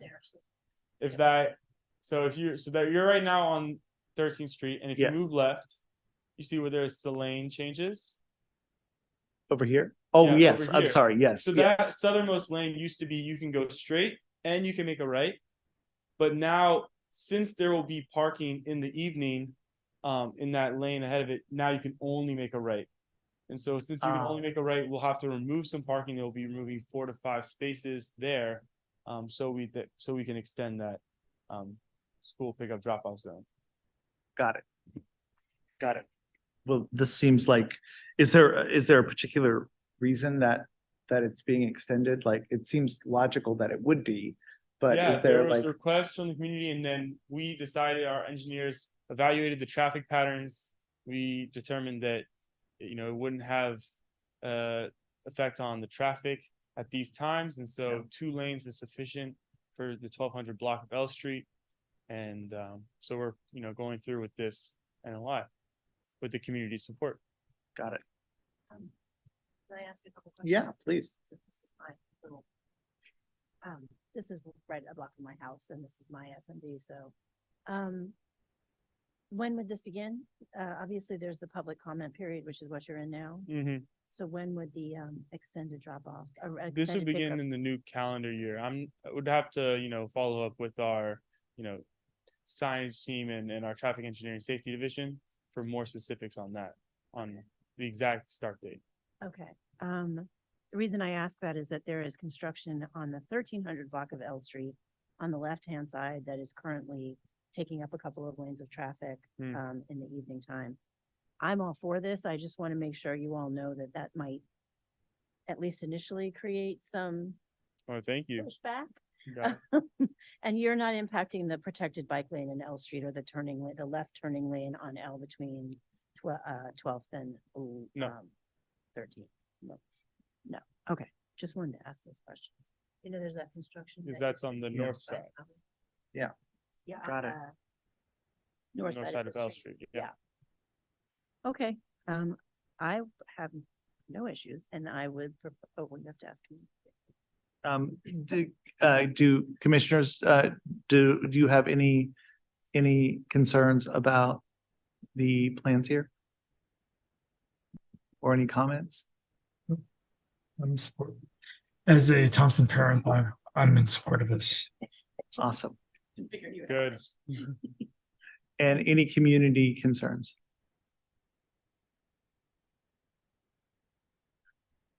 Since we don't have any community concerns, I would move that we send a letter of support for this NOI to increase the pickup hours from 3 to 6:30 for Thompson Elementary on L Street. I will second that. And all those in favor? So 3 of 3 commissioners voting in favor of that. We will respond to your NOI. Thank you. Thank you so much for being here. Of course. Thank you for coming. Yay. I think you may be the first government official to appear in person at our hybrid meetings. I know. That's great. Next on our agenda is we'll move on to planning, zoning, environment, and historic preservation. This is the first up will be 507 to 517 H Street, a new development. I understand that this was withdrawn this afternoon, but we do have some community members here to talk about some of their concerns related to this. So if you could step to the mic and introduce yourselves, that would be great. Hi, how you doing? Very well. How are you? My name is Ximin Chen. Yes, I live with Wallow. Yes. 806th Street. Yeah. And my name is Shawnee Shi. I'm the facilitator of Chinatown Art Studio. We're a art youth space right across the street from Wallach House, but I'm mostly here to help translate and provide some slides. Please. Should I? Sure, please. That'd be great. And did you have a copy of the Whoops, sorry. development plan? I do have a copy of the plan. Yes. Yes, I have that copy of that plan. Yes. It's very share one. It's very abbreviated. Okay, that's fine. I've seen it, but the original ones that they Yeah. sent us months and months ago. That one. Yeah, this one has been updated. Okay. Since got then. it. Thank you. Yes, I believe. Yes. 那我先讲几句。你先讲。Okay. So just a little context on what's being passed out. It's a brief slideshow. We wanted to share a list of the businesses that would be displaced by this planned proposal.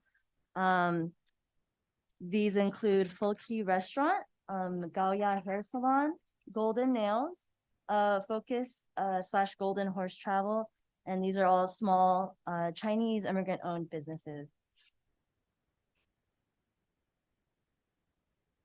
Okay, yeah, and then what else? Okay, yes, so go ahead. Yeah. They maybe make it a building, right? It's like a hotel and an apartment. They say, but I heard a lot of DC have low income building, yeah, the apartment. But low income is a lot of people already retired. It's low income. I check. They still need a 20,000 or up for 30,000, something like this. But a lot of people they retire, they don't get that much money. Maybe they are under $10,000, so they need an apartment, and no way can apply. So I hope they make it a building, just make it low income for the low people.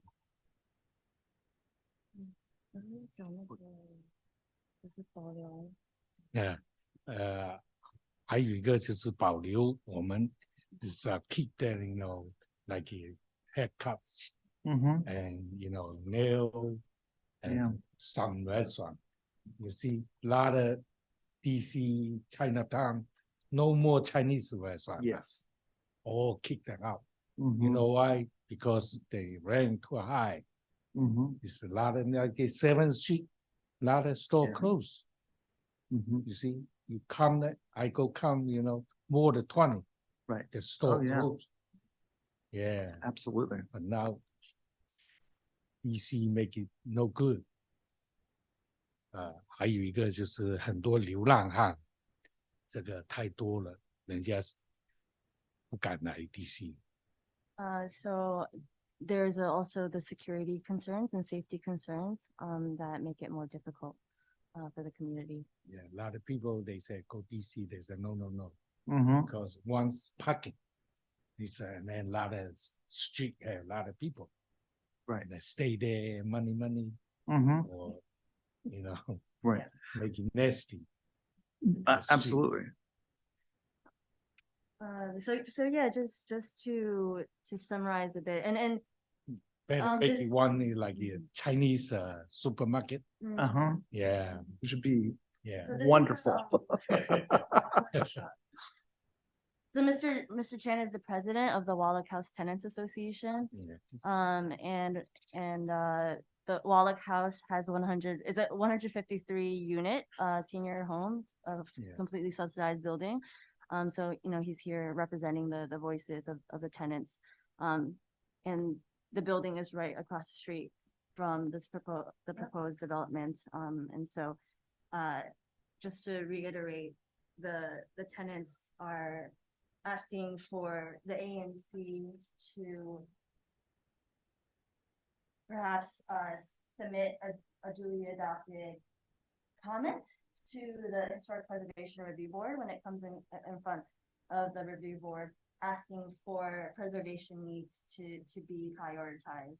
And as Mr. Chen said, there is the need for more affordable housing, as affordable housing for accessible to Chinese residents are decreasing and have decreased drastically in the area, as well as preservation of retail spaces by making sure the new retail spaces that are included in the development are affordable for the existing businesses that are there. And these are very long-term businesses that have been there a very long time. And the second to last slide also speaks to Mr. Chen's idea about support for a Chinese grocery store, which would breathe new life into the community. There was a petition in 2020 by Asian American Lead, a youth group in DC servicing low-income Asian American youth, many of which would go to Thompson. And they're essentially asking for the developers of the last iteration of this proposal to be in support of something like a grocery store as well. Mm-hmm. I can, so- Yeah, thank you. Thank you very much for Thank being you. here. We appreciate you coming out. Now, a couple of questions. Do you know if can you see this one? Do you know if they are proposing to put retail in the bottom of this? 他们在问 Retail cafe. 打算第一楼要放店。They were going to yes, like yeah, they it looks like based on the copy of the plans we had, which we just found online. Mhm. There it's a split between residential units and 2 retail spaces. Got it.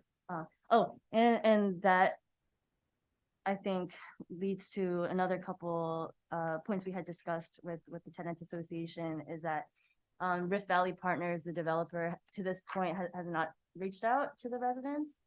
So the residents have not heard about this new proposal. And so when they mentioned today that they would work on community input, I think the Tenants Association is asking for direct engagement with them and their resident body. Got it. Oh, and the ANC support in ensuring that happens. Absolutely. Yes.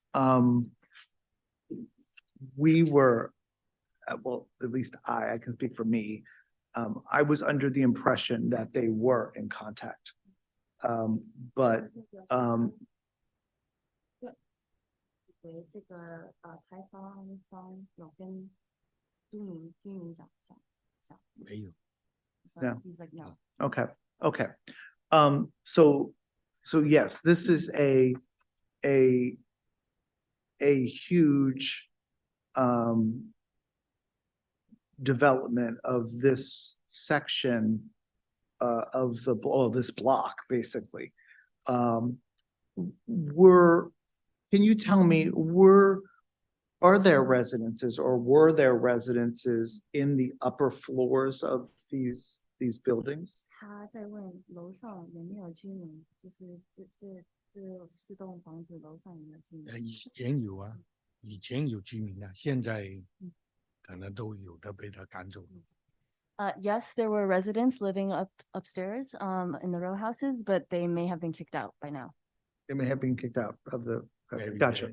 Maybe the owner already sell. Yeah. That's why they kick the people out. Got it.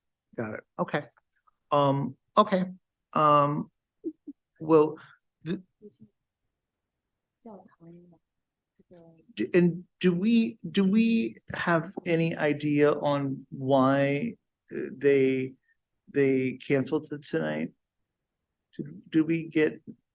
They said something about we feel like we benefit from another month reaching out to them. That they would But I have benefit to for see if I- more engagement with community. I was on that. I think it was community engagement was a part of a longer list of things they wanted to work on. Got it. So I'm sorry. There's also the Chinese Community Church is on the corner. Yes. The Temple of Kungyam. Yeah. There's like a number of different institutions on that block that have a lot of meaning and importance to the community. To my knowledge, I don't know. Yeah, I don't know that, or to our knowledge, I don't know that any talks have taken place with these developers, or any outreach has taken place. Got it. Yes, so that is concerning for me. I know that we have not had a presentation from this group, I believe, since January, February, maybe they were on the I agenda think they gave us an update a few months a few months ago. Okay. And maybe it was in April. They were talking about the houses. Yeah. Like less, fewer retail spaces. Right. And more. I don't know. Got it. So what I would like to recommend that we do is that I would agree with you. I think that there definitely needs to be significant community engagement in this process. That I would like for the ANC to ask and connect all of the parties and help facilitate some kind of a meeting to discuss what the new plans are.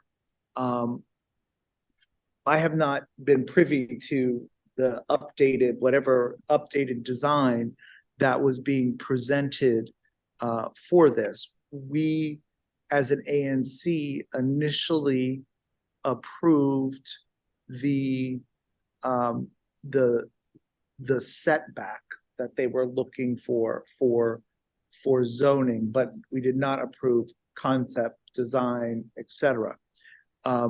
There was some discussion at one of our previous meetings that, well, I guess to start with, one of the meetings was that the ground level floor or the below ground level floor was like the nail salon and items like that initially were going to remain, but I believe that those were removed and replaced with lodging or apartment style homes or apartments for lodging. Why don't we so I think we need to get some updates on this. So let us do this. I would like to move that we send a request to the developer to meet with the Wahluck Tenants Association, as well as the organizations such as the Temple and et cetera, so that they can garner input into this process. That there is a need to retain some kind of a culture, yeah, and some kind Commercial of space. Retail space, right, on that floor, and potentially even including a restaurant type, not a restaurant, a grocery kind of store. So I know that was a long answer. So I would move that we send a letter to the developer connecting the Wahluck tenants, asking them to engage with the Wahluck tenants and other individuals in the Chinese community to garner feedback on these plans. That we feel like, and also including in that letter, that we feel like adequate community engagement has not been completed to garner feedback. Okay, do we want to copy the HPRB on such a letter? Yes. Okay. We would send it to HPRB too. Mm-hmm. And their hearing is December. Is December? They're saying that they're postpone that hearing, but we need to make sure that we send it. Yes. That we'll send it and ask for it to be. December 21st is the next HPRB meeting. And that's when it's on? I think so, because they're Yes. saying they were pushing it to January. Yes, so let's send Is that, that right? asking it to be postponed. Okay. Is there a way for the Tenants Association to stay in the loop on? Oh, yes, definitely. And what is the best mechanism for that? Is it to go through you for that, or okay, we'll copy you, and we can get addresses or email addresses and copy others on these emails as well. All right. That we need to. But thank you so much Thank for you. all of you being here and expressing your concern about this project. It has been very much a concern and a debate that we've had here at the ANC as well. Okay. So thank you Okay. for being here. Thank you. Sure. Yeah. Is there a second for that really meandering motion, or if someone wants to clarify it? Second, Chair Schenkel's motion to write a letter to the developer requesting that they get further community input from Chinatown stakeholders, copying the Chinatown stakeholders as well as HPRB prior to their scheduled hearing on December 21st. Well said. Mhm. So you're seconding that? So Commissioner Rowe is seconding that motion. All those in favor of that? So 3 of 3 commissioners voting in favor of that. Grace, please. Oh. Grace, did you mean to have your hand up? I'm sorry.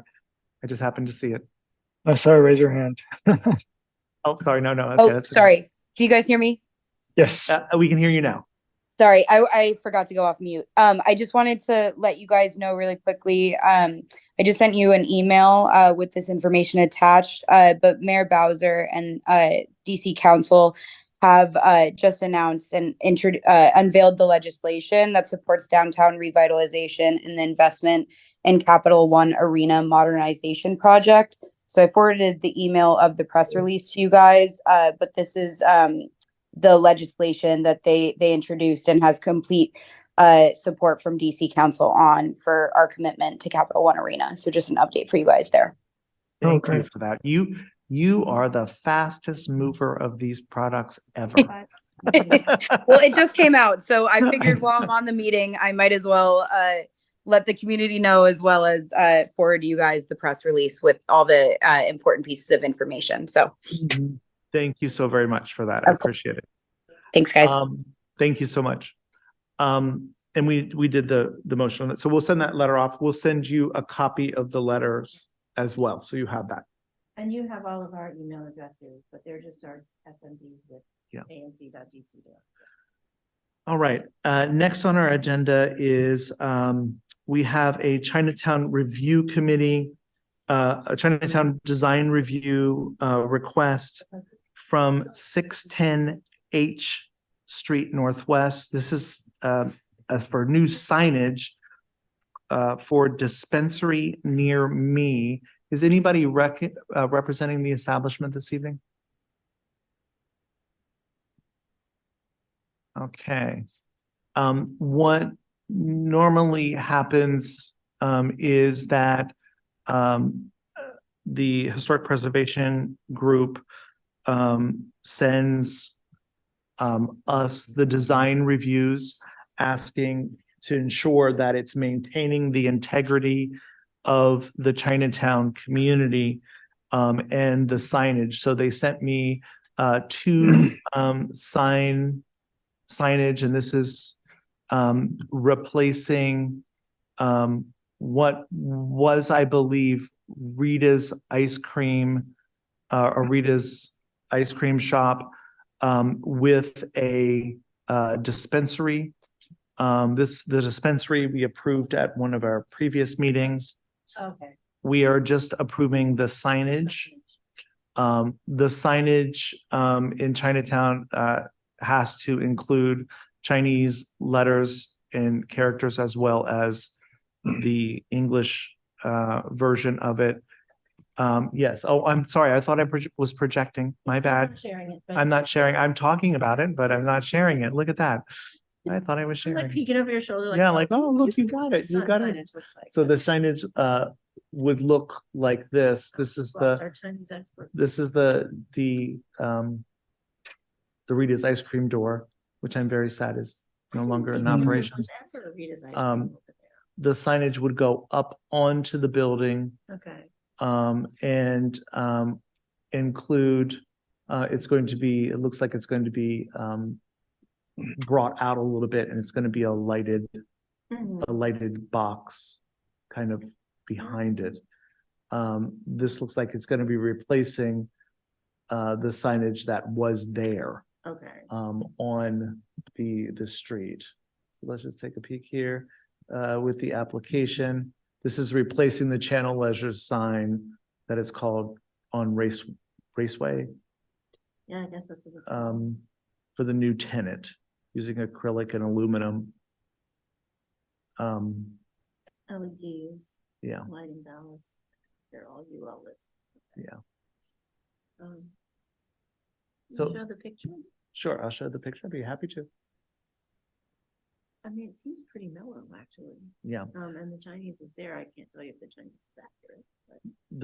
The letters are the same sizes, so everything looks consistent with me to the design. Thomas, it does say dispensary. 我最近的yeah, I think so. Yes, hold on a second. Gotcha. We just had 5 people. Just Yeah, that's checking right. because Yeah, we that's just right. we just lost our experts in the room. So That's with right. that, but the only suggestion that I would have here is that normally they include a blade sign as well, so that you can see the sign from the sidewalk Right. versus having to kind of angulate your head up onto the, Yes, but you know who does not do that is smoke shops and dispensaries. oh, They don't generally do that. I mean, that's. Oh. I mean, They don't want to draw too much attention. I think that that's right, but we could check with them. I mean, I'm not averse to a blade sign or not a blade sign. I think though that they have a tendency, you know, to be very clean and like super modern looking. right. And and it might be that H Street does not require a blade sign on H Street. I know it does on 9th, or not on 9th, 7th Street, but it may not on H. So I don't have any objections to this. Neither do I. I mean, do we have to just send an email or send a letter? Yeah, that is in the letter. Or send- So Okay. go ahead. I would propose, I make a motion to send a letter of support and note that if a blade sign is required by H Street, we would support it with that stipulation. Got it. So you are, let me just, See, I didn't make it. may I clarify? Please. Were you supporting, was your motion also, was your motion to support this design? Yes. However, if a blade sign is needed because of H Street, we would want the blade sign included. Yes. Okay. Which we don't know. Is there a second? Seconded by Thomas. All those in favor, raise your hand. 3 of 3 voting in favor of that. We will get that letter off to Chris from planning, DC Office of Planning. Next up is another dispensary at 806 7th Street Northwest. This is called Grass Analytics. It's a new, what? No. Oh, Grassroots. I'm sorry. Although Grass Analytics is accurate. Grassroots Analytics, an installation of a new signage again for the Chinatown Design Committee, and I have that as well. Just give me 1 second. That's funny. That is funny. So this is the installation of acrylic letters logo mounted on the building. Says say Grassroots Analytics with a logo. And creative with the names. yeah, they're very creative with the names. And I think this is the design for the sign. They have a blade sign, right? No, that's like a Let me put it over here a vertical little sign. bit. So they They have some in the front. Oh. let's see here. This is a sign. Is there someone from the establishment on? Yes. There is. Hi. Hi, how are you? Good. How are you? I'm so sorry. Not a problem, not at all. I This saw is your hand up. Matt Please tell Brown. us about your sign. Yeah, well, and to be clear, this is our sign because we have designed and are planning to manufacture it. So I'm representing the owner or the tenant who is proposing this sign, and I'm happy to discuss. My name is Matt Brown, and I'm with Takeform. You can see on the title block there. Yep. Happy to discuss the details of this sign as shown. That is not, and we were discussing this amongst ourselves when we were listening to the prior discussion. That is not currently a blade sign. It could be, that would be an easy modification to make it double-faced and have those characters on both sides so it could be seen perpendicularly. I don't know if that's a requirement for this particular block, but I just want to make sure that it's clear that we're happy to adjust our design if that is the outcome of this discussion. Sure. And we can definitely look that up just to be certain. Okay. As well. And we also have, if it helps any, I went ahead and went online and took advantage of Google Street View for photos of where this sign actually is going to be placed. Sure. If it would help the committee to review the content, I'm happy to pull that up screen so you can see where we're talking about. That would be excellent. Thank you, Mr. Brown. I will do that. I will share my screen then. Bear with me here just a second. Let me find the right screen. Okay. There we go. Okay, as you can see here, this is the building face that we're proposing to put a sign, and it would be, can you see my screen? Can you see what's we can see your screen, yes. The arrow is basically where the sign would be placed. And you get some idea of real scale when you compare that to the rendering that we submitted. It is not what I would characterize as a large sign, and I don't know if that helps from the standpoint of your review process. Oh, I'm not including that. My apologies. I'm just sharing. You have the rendering showing the elevation in front of you, correct? Yes. Okay, so that puts it in context. So you can see here it would occupy just the middle space of this part of the building. And I would say it is similar to, again, I took advantage of technology and toured the neighborhood just a little. It's similar to what you would see here, which is just around the corner from that location, individual letters and then the characters. And in our case, we're not proposing individual characters. We're proposing a cabinet that I just mentioned could potentially be a blade sign. And our intent is to accommodate the community and cultural standards and support that aesthetic in the neighborhood, and to not be terribly obtrusive, because this is, the activity is really on street level.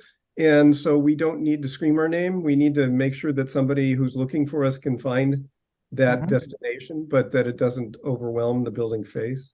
So that's kind of an overview of the sign in general. And I'm happy to discuss further. Got it. Answer your questions. Didn't talk about illumination. Is that helpful? Sure, please. I would love to know. Is it going to be illuminated? It is proposed to be internally illuminated. Oh, And nice. let me change, if I can. I'm going to go ahead and change what we're sharing. Just a second. Bear with me here. Oh, I think I can just share here. Yes, I can. Does that do that? No. Hold on just a second. Bear with me. We'll get there. I believe that's it. Yes. Okay.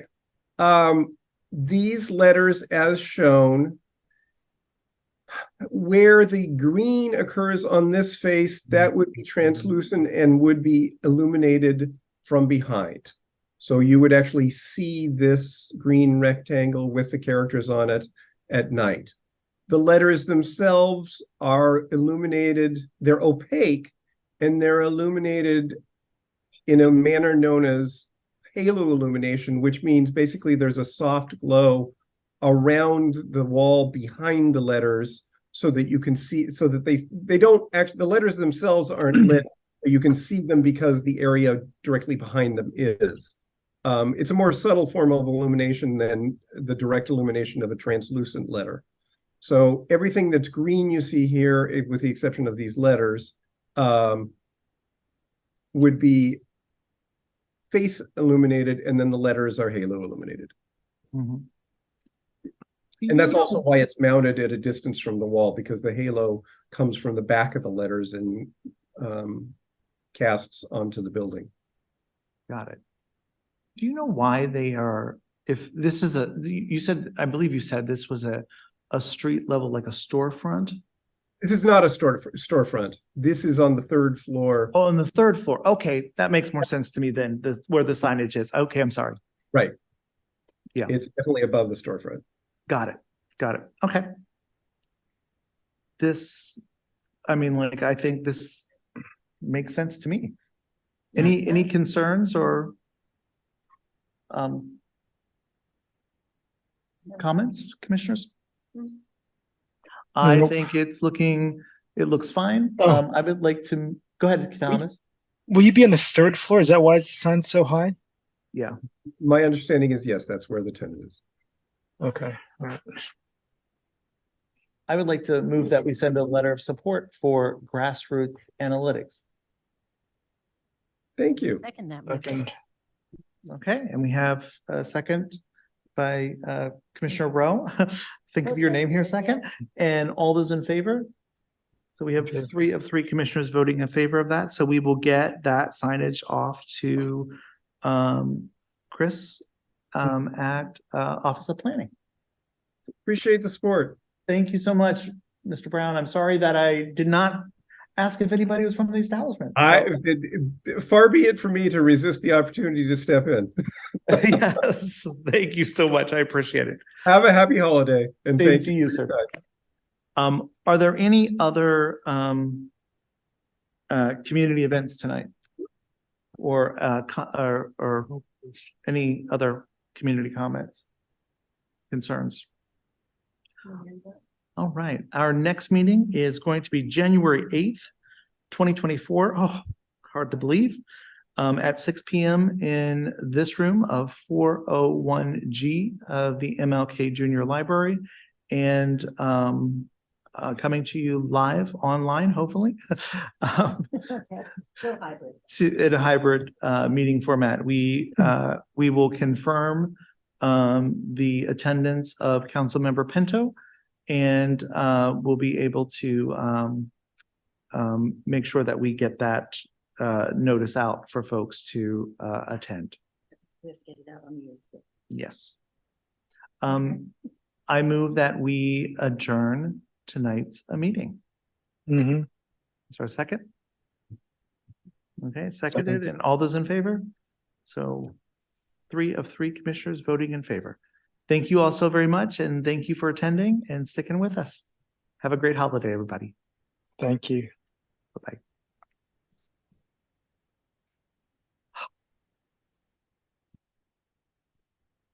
Next week.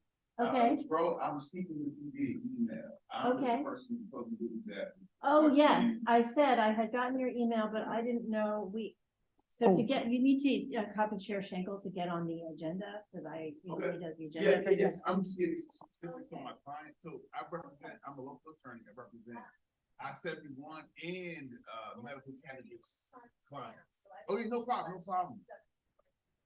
And there's a medical cannabis client retail that's being approved, but after they're waiting to get the plaque. It could be any Wednesday. It was supposed to be last week. It could be any Wednesday, right? Right. Okay, for sure. Indeed, so I'm just meeting everyone. Oh, I'm sorry.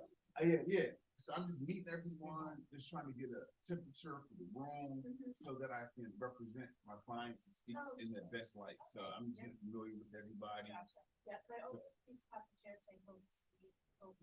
okay.